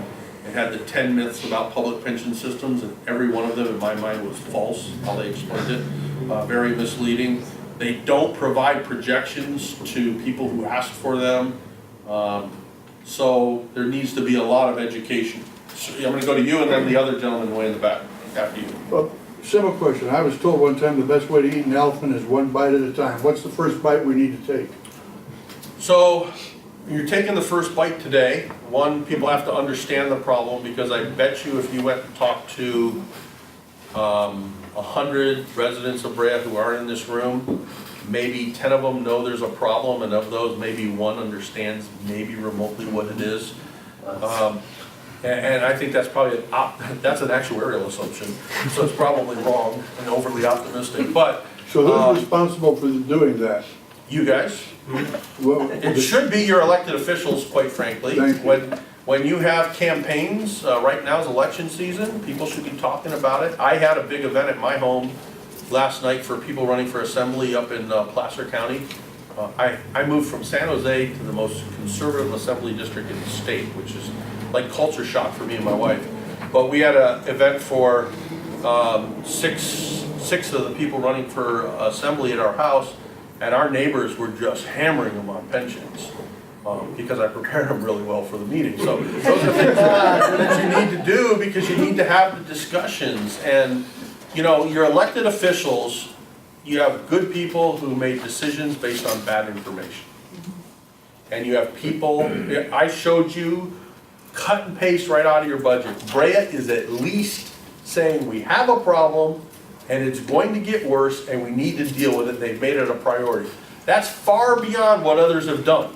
Your council and the city administration should be applauded for that. But don't get overly enthusiastic about it because there's a lot of work that needs to be done. And like I said, I think there's some of that advice in there that maybe is not the best advice, and some of that they need to be educated. I was speaking with some council members from far up north in California, and I was talking about the pension system. They're like, well, this doesn't match anything that our staff has told us. And then I went and had a meeting. I mediated a meeting between the council, 3 council members and their staff, and the staff members are in a little hot water now because the professional staff should know all this stuff, and if they don't, they should get the answers. Questions need to be asked, elected officials have to be informed, the residents have to be informed. We need to realize, number one, we have a problem, you guys have got there, just like AA, you gotta have the first step. You know you have a problem, but you also have to face the other things. Like, it is a new reality. The financial markets are different. Yes, we could have a huge run-up. We just had one, and it didn't help. Why? Let's find out what those driving factors are. In San Jose, it was mentioned in my introduction, we did several steps. We did governance reform, then we changed our charter, and then we did pension reform, then we did more governance reform. That wasn't by accident. We could have done it all at once, but Chuck Reed and I strategized on how we would create a multi-year conversation around it. We built our budget process and our community outreach around the pension impacts. You have to be very deliberate in these attempts because it's not only trying to eat an elephant one bite at a time, it's more, I think, like you have an aircraft carrier and you can't turn it on a dime. You've got to keep correcting course, you've got to find the ways that you can do it. Sometimes you just need a better pilot. Sometimes you need to fix the rudder, whatever it is makes them turn. You know, those are things that you have to do. I'm going to get the gentleman in the far back corner, then I'm going to come to you, and then I'll come back to you. There they come about. I apologize for being late. That's okay. So you must be aware of some of the corruption that was had within CalPERS. What do you think the prospects are of reform of CalPERS? Well, it depends what type of reform you're asking about. So I think it's going to take a voter initiative, and we're fortunate in the state that we have the power of initiative. Not all states have that. And it's challenging. It costs millions of dollars just to get something on the ballot. But with our legislature set up the way they are and our campaign finance or lack of finance system that we have in this state, the lack of the one-sided contributions, I guess I'll put it there. The way the campaigns are being funded primarily by public employees, you get mostly sympathetic public employee representatives in office. It's very hard to change. We have a governor that did some good things in the pepper reform, but it really was taking maybe a small baby step when it needed to be a giant leap for mankind. You know, so those are things that you need to work on. So I think voter initiative is the way. I've been talking with a number of legislators. There's more than one way to do this. You know, the federal government, when private corporations were having this problem, they had the same issues. Basically, these are employment contracts. You make a contract with somebody, and then you have your state contracts clause and your federal contracts clause that says you shall not do this. You cannot impair that contract. So you have some things that are problems. Well, so many companies went belly up, and so many individual employees lost their entire retirement that the federal government stepped in and came up with the ERISA laws. Now, they're not perfect, but the ERISA laws set up a framework for reporting and a framework for mandated actions that must be taken when plans start experiencing problems. That's one way maybe it can be done. It can be a complete shift to defined contributions. It can be improving the governance. I really think that California needs to have the discussion. When I was at the state assembly talking to them a couple of weeks ago, I was telling them, what are you guys afraid of? What's the worst thing that can happen if you put me in a room with 50 union leaders? I can handle it. Let's have the discussion. Let's start the discussion. And I'll tell you, some of the ideas we came up with in Arizona were from the employees. These aren't bad people. I was one of them. I was a public employee for 14 years. I was a union leader. I get it. These are good people. Yeah, I never blame any individual employees. They didn't come in and steal these retirements from the taxpayers. The elected officials and the taxpayers gave them away to them. And you'd be stupid not to take it if you're a public employee. You know, if you go to work and your boss offers you a 15% raise, you're going to take it. If he says, I'm going to give you a SEP IRA and give you $30,000 a year, and you're not going to say, oh, that's going to bankrupt you. You're going to take it. But it's not the individual employee's fault. I will put blame on unions, and I will put blames on elected officials. And it's not just because I'm a public employee, but I've also been a business owner. And I've had really good people work for me, and I've taken real good care of them because I value employees. Yes, sir. So, proposal in Arizona is newbies on safety are gonna get 1.5 points. Right now, statewide in California, newbies get 2.7. In 2001, every safety person who was there got a 50% increase to 3. In California, if you had your way, would they get busted back to 2? But you can't do that, unfortunately. And then also, part of the Arizona deal was a max pension of 110 grand.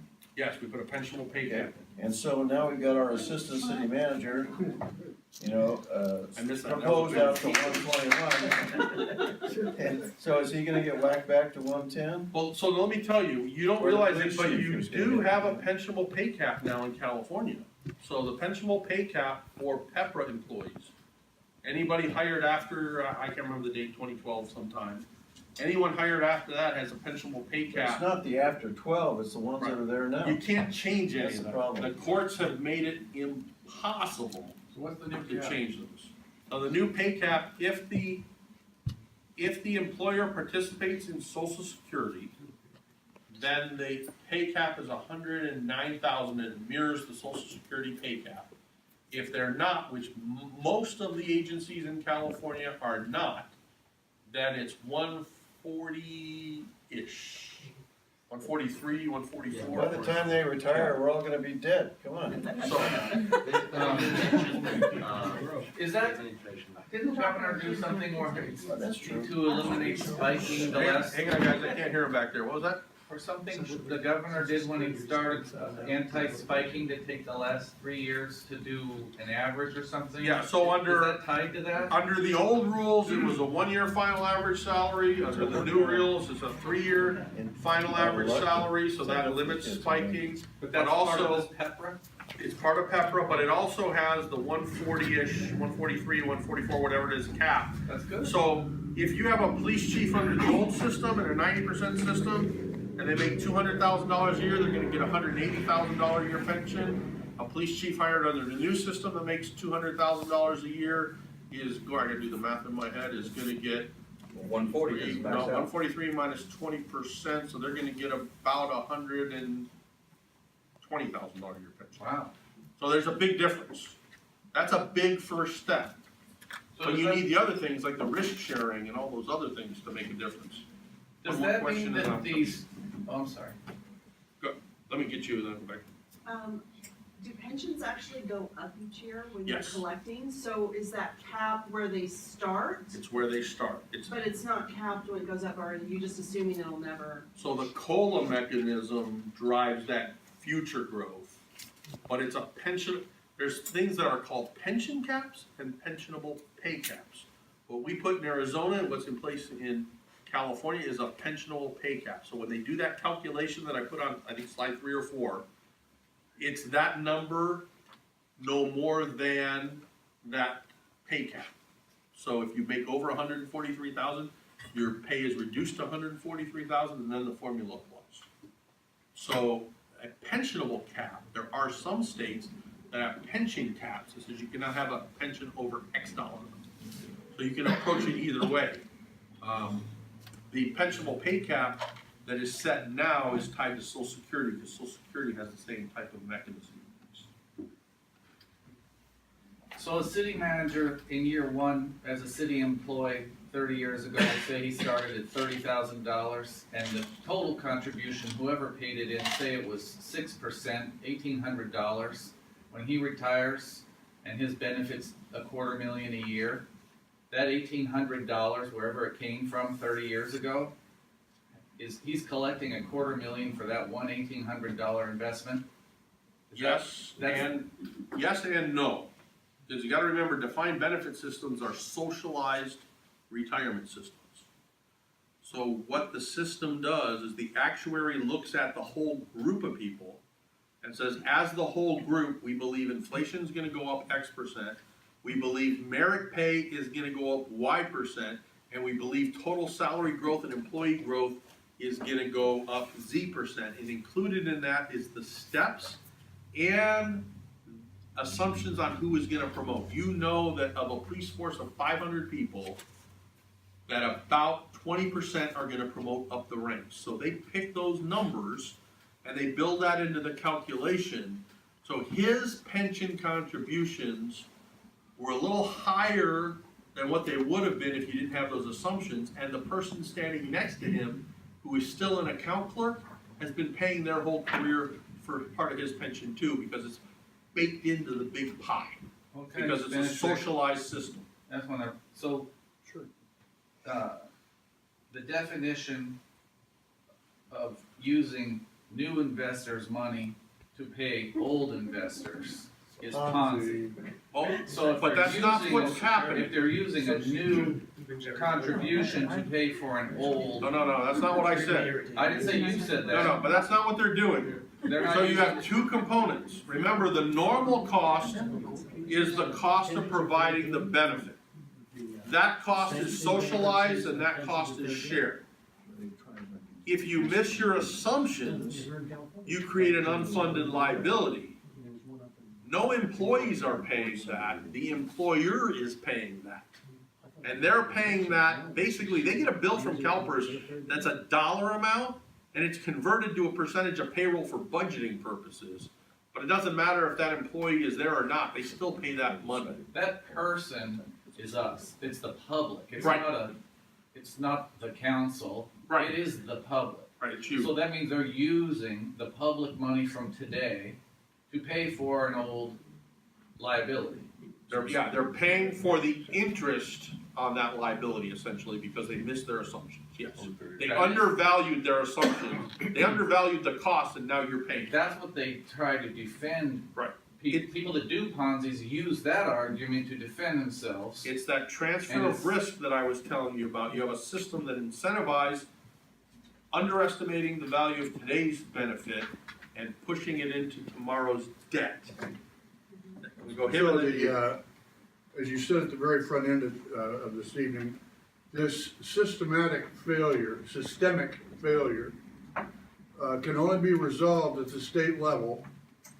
So what we need to do on the local level is learn how to pay our bills. That's what we can do here. Beyond that, we may be able to apply some sort of pressure up the food chain so that maybe something happens at a state level that ultimately resolves the systemic problem. But all we can do is say, you know what, we gotta start paying our bills. So there's- I have to pay my bills, you have to pay your bills, the city needs to pay their bills. So you're right, there's some concrete things you need to do. One is you need to pay off this unfunded liability. If you just had the money and could pay it off, you'd be in great shape, but you don't. So the city is starting to take the $6 million, and hopefully there'll be more, they're gonna put that in. But don't forget, it's not just the city council that works for you. You have a county supervisor who's got the same problem, they should be putting pressure on the city. You have a state assembly member, you have a state senator, those are people who should be putting pressure on this system. You as taxpayers should be putting pressure on the system because things do need to change. The city, quite frankly, can do their own actuarial valuation. They can say, you know what, we don't think that our liabilities should be discounted at 7.5%. We don't think CalPERS is going to get a 7.5%, so we're gonna hire an actuary, and we're gonna use conservative numbers, we're gonna use 6.5 and 6.0 or whatever. We're gonna have someone tell us what we should pay, and we're gonna pay what we should be paying, not the bill they send us. And you do that with your credit card. Credit card company says, send me $25, and you send them $2,000 and pay the thing off. It's like doubling up on your house payment to get out from under There's the a mortgage. number of ways you can do it. You sir in the middle. Okay, let's take this one step further. So what we're talking about is gonna take a long time to really have an effect. I don't see any big change coming. Brea's in a lot better position than a lot of cities. So as these cities get in trouble, what was the city, or city up north somewhere that Stockton, Vallejo. declared bankruptcy. So as that happens, the state and federal government says that they have to pay the pension liabilities. If the city can't do that, what happens? And they file bankruptcy court. I wanna correct one thing, because you said Brea is in a much better position. Don't confuse what I said, because your pension system is in a worse condition We're bad. than a lot of other agencies. We're not better off. We're not broke though. But you're facing your issues and you're having the discussions, they've said it as a priority, and they're starting to pay it. So you're better in how you're planning for it, but you have a bigger problem than some of the other municipalities. Not as big as San Jose, where their contribution rates, I don't remember if I said this to the whole group or not, but their contribution rates for police and fire are north of 80% total contribution. So they went from having 1,450 police officers to having 1,100 police officers, but they're paying $100 million for that smaller size force, $100 million more dollars. But So what happens if this continues and state or cities file bankruptcy? you're gonna see more of that, because remember, you're not paying the full cost now, we're at the top of a financial market and you're in a hole. And there's a sinkhole underneath this hole, we just don't know when it's gonna come and how big it Which is. the retirees then get the haircut and they get taken over, the city gets taken over and they say, okay, we're gonna cut your It pension. depends, Vallejo and Stockton both went with bankruptcy without impairing their contracts with their retirement. How do you do that? Detroit did, because the bankruptcy judges allowed them to get the hit all on the bondholders, not the pensioners. Detroit impaired their pensions, Central Fall, Rhode Island impaired their pensions, Pritchard, Alabama impaired their pensions. It can be done, and it will be done, because at some point, the debt is gonna be so much that just the bondholders can't assume it, and bond issuers are gonna stop issuing if they're the only people who are paying for all the other bad decisions. And we got that ruling in California. And we haven't even talked about retiree healthcare yet, and I haven't looked at that there. In San Jose, the unfunded pension liability was 1.62 billion. Think of that, 1.62 billion, and the retiree unfunded medical liability was like 1.65 billion or something like that. Both really big, it's a $3 billion problem in a city with a general fund of 900,000. Sorry. And then, Only caring about Brea here. If by chance we have 52 million a year in, expenses, we have revenue and we spend 52 million and 2% of it actually goes back for something substantive, the rest is all for the salaries and pensions and so on. If 30% of that was $15 million a year we're paying into these pension contributions, whatever the numbers we were talking about, $15 million, if we could buy out of that debt at 184 million, at 5% is 9.2 million interest costs, that would save us money. And my simple thought is, when something's sinking, to be the first off, whatever the pain is better than going down. so let me tell you about what you're describing is a pension obligation bond. Pension obligation bonds, basically, you can do that. You can go issue bonds based on your obligations in your pension and the stream of income you have to pay those, and you can pay off CalPERS. Uh-huh. But remember, 15 years ago, CalPERS was paid off, and you have this problem right now. So essentially what you're doing is you're entering into an arbitrage scheme. Well, they won't let you out then, you can't stop. Well, you can, but you still have all the people that are in the system, so you can't get rid of them. You can't get rid of the retirees, and you can't get rid of the current actives. You can only change it, if they let you out, it's only for new people going forward. So if next taking year, that liability from there forward when you pay them that money though? no, you still have the liability for each employee. So now if next year's actuarial valuations are off, you owe money, and the next year's So actuarial you off. cannot get out, literally you can't buy out. I thought you could, I've been told there's some exit fee that you could pay a big premium and then they just take that liability. No. It's a pension buyout if it happens They- in the private sector. Yeah, private sector has that. CalPERS doesn't do that. Oh, Because then what would happen is every other CalPERS agency in the state would be paying your liability for you if actuarial well, you assumptions change. funded it, triple. Maybe, but you did, but that money isn't, they can't pay it to all your employees and your But the retirees right alternative now. to that is, what if their returns jump and you could have bought out for less later? So they have the upside too, it's not like it's only a one-way street at that point. Actuarial valuations, although people get them on a city or agency by agency basis, the actuaries calculate the actuarial debt and liabilities down to the individual participant. That's fine. So whatever happens associated with that participant, you're responsible for that liability. A perfect case is Yorba Linda. You guys used to provide police services to Yorba Linda. You no longer do. Those cops aren't there providing that service. You are paying, every year you missed your actuarial assumptions on those people, you're incurring debt for people you don't have that another city was supposed to be paying you for, and they don't pay you for it. Somebody negotiated a bad exit deal or a bad entrance deal, whatever the case is. They don't own that liability. You do.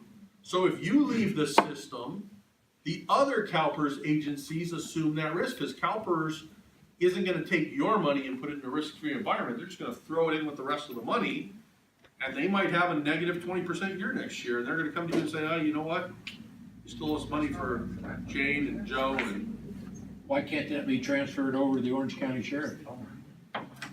Because they were. your debts are your debts. The debt was when they were working for us. Yeah, it's, you could have if you negotiated it in the contract, but that's not the way it was.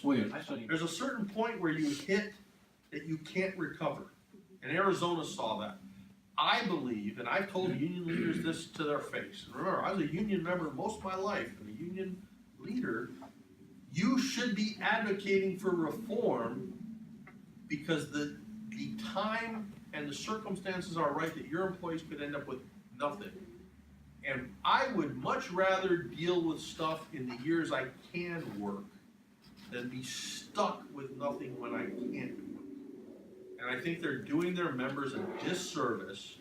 Part of that is because typically the union leadership are the most senior people, and they're not in the same position as the younger union members who are gonna be paying the price when things go belly up. So are we picking up Stockton and San Bernardino? No, because neither one of them impaired their pension contracts. They basically impaired all their other contracts, and the bondholders and other debtors basically took the hit so the employees could remain whole.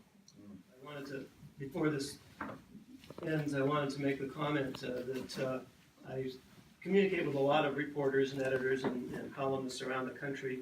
And Craig Harris, who was the ace reporter for the Arizona Star, who did most of the pension coverage, told me in an email that he was very impressed with Pete Constant, and I can see now why after this evening. Thank you, Pete. This is great. It wasn't just me. We had a whole team working on it. And I will tell you, the Arizona Republic basically said that this reform was a paradigm buster and is a model for the nation. And the only way you're gonna do it on a statewide level is we gotta get the employees and their representatives to understand the benefits of reform. And let's face it, when you and I were young, I'm older than some of you and younger than most of you, no, younger than some of you.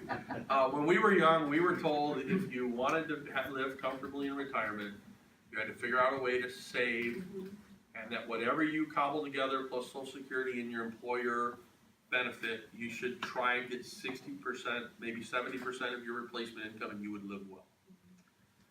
Unfortunately, in today's day and age, particularly in California, that has changed to a system where when I retire, I want to make more than when I work. And I want to buy the house, buy the car, take the cruise, do the things that I couldn't afford to do when I was working because I make more. And think about it, a 90% pension. If you get a 90% pension, imagine that this week I'm working at San Jose. I'm a top salaried officer at $119,000 a year. 10% of my paycheck goes into my pension. A little bit goes into my health care. Some of it goes into union dues. So I'm making about 85 to 86% of my pay pre-tax. Tomorrow, I retire. I no longer pay union dues. I no longer contribute to my medical insurance, and I no longer make the contributions to my pension. So I make about 107% of my take-home pay that I made the day before I retired. And now, if I time it right, and I retire in January or February, I get my 3% cost of living adjustment March 1st. So now I make 110% take home of what I made the day before. Is that what retirement is? Now, that is something you really need to ask. And one of the discussions I had with both the legislature and the unions is I said, let's talk about what retirement is. Because if you think retirement's 110%, we can't go any further. Because that is not reasonable. 80% is the high end of reasonable, 60% you're probably undervaluing your retirement, 70% is probably the sweet spot, but it should be 70% of your take-home pay. Because hopefully, if you're not like me and started having kids when you were old and still has a huge mortgage and teenagers, you should be able to retire and have a lower standard of living because you're not paying a mortgage and you don't have kids in college. I'm 53 almost, I'll be 53 in a couple of months. I still got a 10-year-old. I'm gonna have kids in college for a long time, I'm gonna have a mortgage for a long time. But most people, by the time you retire, you should be in a position where 70% should give you the standard of living or better. Yes, sir? Yeah, you said that, I think I heard you say, that you had been to Sacramento and talked to some of the legislators. Are you trying to accomplish in California what you did in Arizona? That's really optimistic. I'm trying to start the conversation to potentially do what was done in Arizona. I just want to get the conversation started. For me, that'd be a big win. The other Well, positive. how do we move that forward? Pressure. You guys are residents, taxpayers, voters. You have people that you've elected and you pay to represent you, and you got to push in a positive way, because I really don't think that a lot of people are there trying to make bad decisions. And like I say, I think you're in a position in Brea where they know it's a problem. They want to do something about it, so you can't go and punish them. You want them to keep working on it. You want them to make progress. You want them to be your advocates. But there's a bigger problem. Like the Arizona League of Cities were big players in Arizona. The California League of Cities, and I used to be chairman of one of their committees and really involved with them. Their staff are members of the CalPERS system, so they're not really interested in reform either. So So there they doesn't should be. exist an organization that, by which cities can band together and sort of, you know. That's the League of California Cities. They're a We non, just said that that's not it. they're a non-governmental agency that somehow got themselves in CalPERS, which is crazy. They shouldn't be in that system in the first place, but they are, so for their employees to make pension reform a top priority is a stretch. But the other partner we have in this is the capital markets. At 23, I was the municipal bond department of City National Bank in Beverly Hills. And when the municipal bond department industry seizes up and quits lending money to cities, politicians understand the lack of funds to build things. That's a really important thing. And so like right now on a national basis, the Fed has lost control of our capital markets. And when that happens in California, Franklin Fund quits buying stuff, you know, things will change. Keep in mind that run-up of the market I showed you is really more to do with the Fed than anything else. And keep in mind, I didn't even talk about the private sector problems. Corporate debt is at one of its highest levels ever because it was so cheap to borrow money. It was smarter to borrow money than to use your own money. But I couldn't agree with you more. In fact, this last year I went to the convention for the Municipal Society of Bond Analysts. Exciting convention. But I had the same discussion with them. Because it's important that the people who are analyzing these cities understand these factors. And you would think people in that field would know better. Many of them didn't know 90% of what I just told you. So it's important to get that information out. If you can't buy out and the game is rigged, it seems to me the trump card to play is clearly to go to a contract city and just get out of the business of providing lifetime golden parachutes. So let me throw a wet blanket on you because remember I said, I know we're still paying for the before, I get that, but you're only thinking about one of your bills. You still have the school district, you still have the water agency, you still have the county, I get you that. still have your share of all the state pies. We really need systemic statewide reform. Absolutely, but Brea as Brea goes, or any city that wants to stand up and say, okay, I'm drawing the line. There's going to be a delta of savings from going to a contract city that we're gonna use for the pension whole that we owe for the old, which eventually will stop because they will die. And the state can still deal with, and the teachers, obviously, there's gonna be 79 cents of every dollar only available for our kids in Brea in 4 years to spend, and it's gonna get worse from there. But if our city government or our city hall, or the thing that everybody truly sees is the roads and the homeless, and the homeless problem is tied to the defined benefit problem. There's another alternative method. You know, if you're up late at night working on boring actuarial stuff like I am, you watch, I keep the TV on in the background, and there's all these middle of the night infomercials. And one of them is you can pay someone $100 to tell you how to get out of debt. A lot of people fall for that and do that. But essentially, what do they tell you when you're in debt? Stop paying your minimum payment, stop spending, stop paying your minimum payment, and start making extra principal payments. Start with your credit card balance that has the smallest balance and pay it off, and take what you were paying and apply it to the next one, and pay it off, apply it to the next one, pay it off, and you snowball your way out of debt. That's what agencies should be doing, because revenues have been going up, but increased payments to the pension system haven't gone up. New revenues as they come in, as the economy recovers, should be snowballed into debt payments. Accelerate the payment off of your debt, because you're paying for your pensions twice. You're paying for the first time in your normal costs, you're paying your second time in your unfunded liability, and then you're carrying interest on that.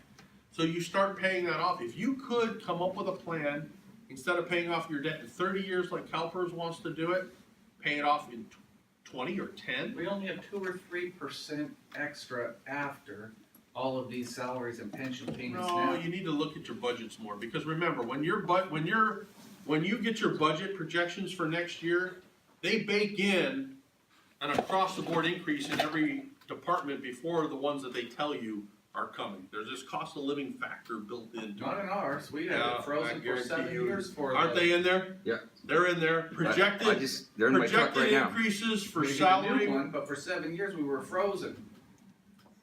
I'll tell you this, they may have said frozen, but I bet you if you analyze the number, they went up every year. Cause San Jose, we had a year where our budgets went down 10%, and my budget for my office, my council district was 100,000 people.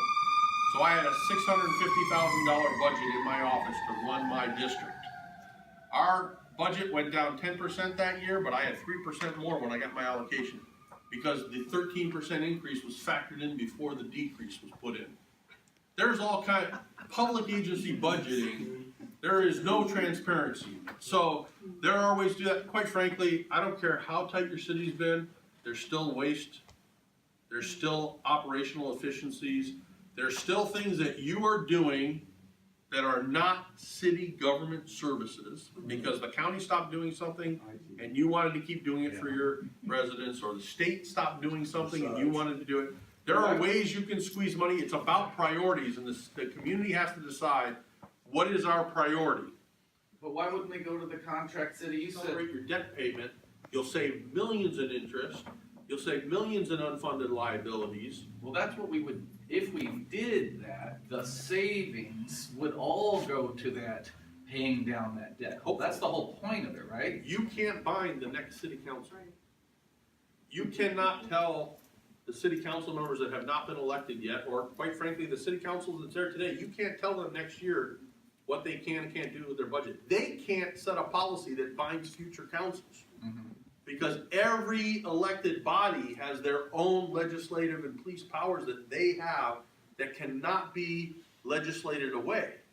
So you can hold your public officials accountable through elections and all those other things, but you have to have a strategy that's multi-pronged, is what I'm saying. So you could go to contracting out, that will save you money on a day-to-day basis, but you still have employees that you have obligations to.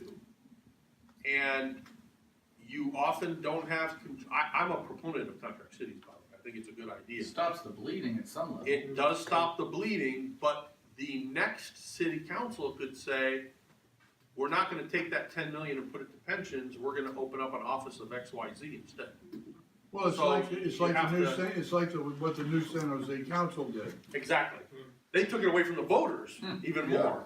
So, you know, you have to have, you need to come up with a plan, you need to educate people, you need to all be applying increasing pressure in the same areas over an extended period of time. It's almost like isometrics. You're gonna do isometrics with your governing body, yes. Okay, but when you talk about contracting out, I was at a California League of Cities meeting, and the mayor of Rancho Mirage stood up and said, I'm proud to say that we have no unfunded pension liabilities. And I talked to him afterwards and I said, how many people do you have working in the city? It was a very low amount. And he said, but we contract out for police, we contract out for fire, we contract out for trash, all these things. And I said, but then you do still have an unfunded pension liability because you're paying. It's just not carried on their books. Right. So if they would have been, let's just say they hired the sheriff's department to do it. They had the option of hiring, even though it's probably not practical, the LA sheriff or the LA police department. Those are the two choices the city has. One might have a much greater unfunded liability than the other, and when they bid against each other, it's gonna be reflected in the dollar amount of their bid. So if you're contracting out to other government agencies, you're just hiding the unfunded liabilities being carried on someone else's books. But if you're contracting out to private, there's private firefighting, there's private police, I don't know if I would go there. There are, you know, private library services, there's entire contract cities that do nothing, but if you're gonna do that, it's gotta be contracted with non-public agencies, or it's really just a manipulation of accounting. Exactly, well, street sweeping, yes. We spend $1.3 million on street sweeping. Or you can do something like, San Jose, God bless them, they're an example for everything. So we started contracting out. My colleagues didn't like the idea that we had the votes to contract out, so they started changing things. It started slowly. So first they required that every contractor, when they bid, would have to hire whatever employee was losing their job, and they couldn't take a pay cut. Well, no savings there. Then they retroactively created a requirement that the contract city, or the contract employers give their employees the same days off and the same vacation schedule that the city gives their employees, and that increased their costs. And then they went on and gave parental leave, and they gave this, and they gave that. Well, now it's more expensive. The city is paying more for contract out services than they did for contract in services because the council changed policies afterwards that applied to it. So it was self-defeating, and it was not by accident. This was part of a bigger chess versus checkers that we know if we do this, in 5 years they'll all become city employees again. So you just have to understand, and I'm not trying to be a pessimist, but you have to understand how things get manipulated because that you have to protect it. The problem is, it's not like a corporation where you have a board of directors that's going to be there forever. You have councils, even though you don't have term limits here, I don't think, right? Not yet. So you don't have term limits, you have councils, even if there's turnover, or even if there's not turnover, they can change the rules by a majority vote on any given council meeting. That's part of the problem, is you have moving targets. That's why fixing the system, I believe, is a better approach. It takes a little longer, but if state legislation and CalPERS were fixed, your cities have to follow those rules. So, you know, it's, on one hand, I believe in local control, but local control only works well when you have responsible leaders. Where's the breaking point with these new caps, the peppers or whatever you call them? Where the system starts decreasing on what we have to contribute. So Pepper is gonna look really good for the first 20 years. Most reforms, if they're nothing more than a button reset, you're basically taking all these people and putting in a new system so you can say there's no unfunded liabilities associated with them, you start the process all over. If you don't fundamentally change your risk profile, your assumption rates, your discount rates, how you approach things, any fund is gonna be healthy for the first 20 or 30 years because no one's retired yet. You really see the problems in pension systems when they hit about 40 years old. And if you look at CalPERS, more than 40 years old, it's a mature plan. Mature plans, the flaws start to come out. But those caps sound pretty. The caps will help, but remember, when you have pensionable pay caps, that means employees are paying a smaller contribution rate because they know the pension's going to be less. So you're still, the magnitude is going to be different, but the variability will be the same. So one of the things we say The same? is if you, yeah, because you haven't fixed the fundamental I problems thought in they the did system. when they did this. Oh. That's only one, they moved one lever. Ah. So what you have to do is, that's why in Arizona, we kind of threw everything out and started new, because you have all these levers that work together, and you gotta make sure that they work together to get comprehensive They reform. said I'll give you less at the top end, but I'm gonna charge you less. Right, because the actuaries have to project the cost, and they know that the pension will never be over 143,000, so they factor that into their adjustment, so the normal cost goes down. That helps because you're saving money today, but there's a margin of error in each one of these assumptions. And what we focus on when we're looking at risk is, how do you take margin of error here and bring it to here? So on the pensionable pay cap, pension spiking was a big problem because you didn't know who was gonna spike, when they were gonna spike, or how much they were gonna spike. Margin of error was here. You put a pensionable pay cap, now the margin of error is here. A cop in your city makes 104,000, the pensionable pay cap is 140, let's say 144,000, your margin of error is only 40,000. So you have a tighter margin of error, which means you can make a more accurate assumption going into it, so now that accurate assumption has a greater likelihood of coming to fruition. Versus the more you put in there, their numbers are so unrealistic, and their risk factor to me is higher. That, you know, you can be 100% funded, and by the next year, you've lost 25% of it. This is something where, what I don't think Brea did, which probably should be done, is having a true fiscal analysis of that, because you're right, but remember, you're carrying interest on that unfunded liability, and that interest is exposed to the same risk that the plan is. So you're damned if you do, and you're damned if you Yeah, don't. so I don't know whether you're on the plus side or the minus side of that, and I don't think a full fiscal analysis is done. What I reviewed There was a lot of stuff that came from PARS, and I'm not discounting PARS, I don't know a lot about PARS, but PARS is selling a product. Right.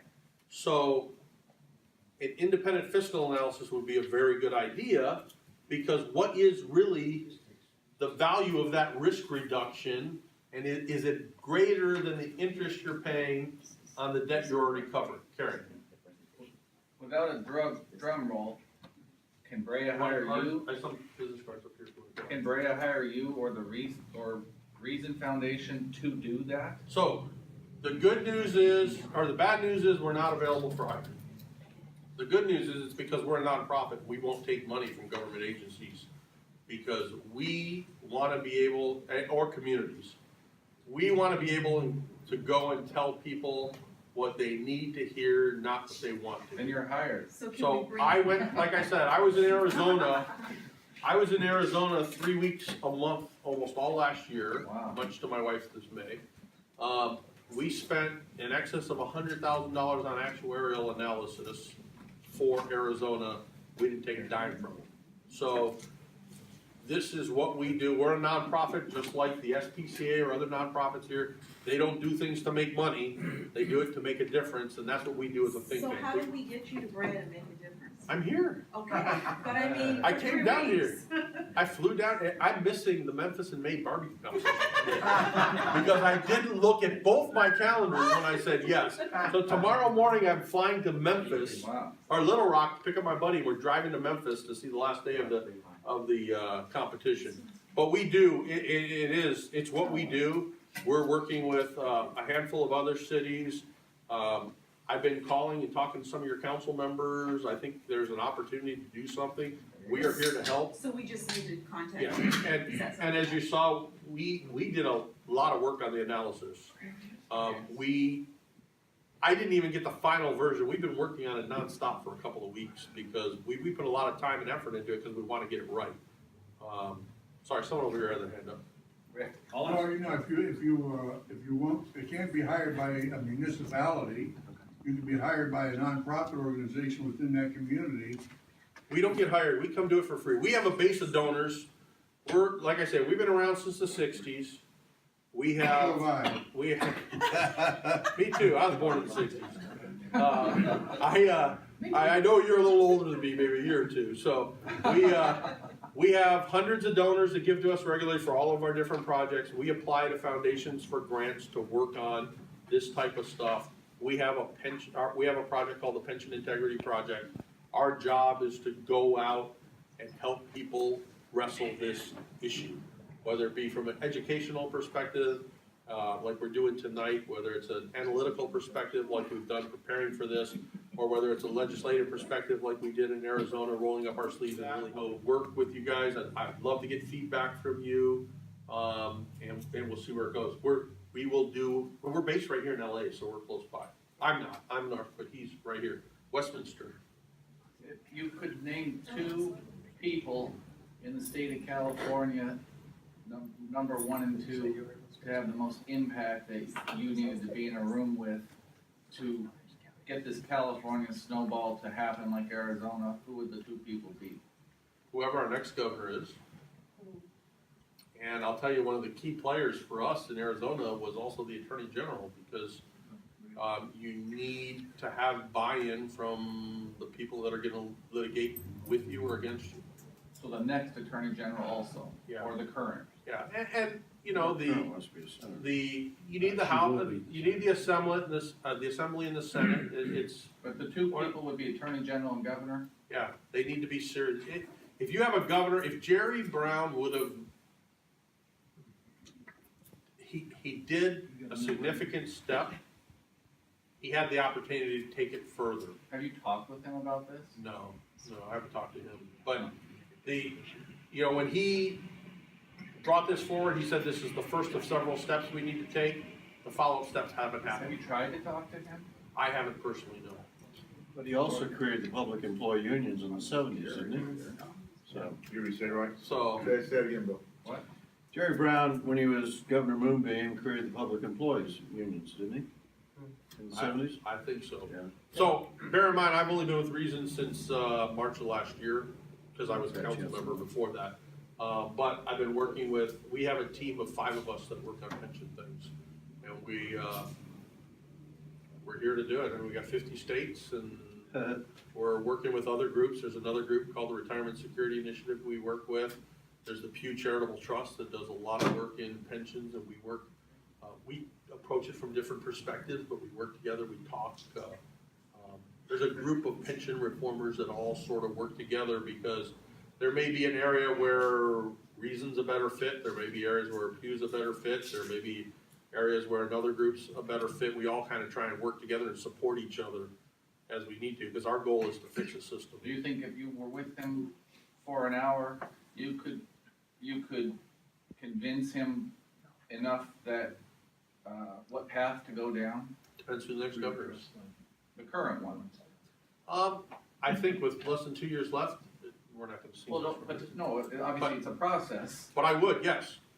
And what better to have an outgoing governor that isn't being reelected to do something impactful like that? I live 30 minutes from the Capitol, so I am always there. I will go talk when the one of the assembly caucuses called me. I said I could be there tomorrow. Okay. I will go. Quite frankly, South Carolina, when I got on the phone with them and they want to know, I said, well, I can come out next week. We want to make progress. Our goal is to make progress in this for policymakers and taxpayers. We will do what it takes. You know. Do you talk to any unions as far as police, fire, teachers? What's are they receptive to this kind of stuff? They're still, we don't want to reform in California. I'll tell you this, when we were working with the police officers in Phoenix on this, the San Jose Police Officers Association flew out to tell them that they shouldn't be doing reform because they're going to screw over the California folks. So, but then I was in Nebraska and I was talking with their police union leadership there, and they're like, yeah, we've done some stuff. We don't think we've done enough. We want to talk to you. And then I went out there and it was kind of a cold reception. I didn't hear from them. But then after the Arizona, when they called up, said, can you come out again? Now we think we want to get involved.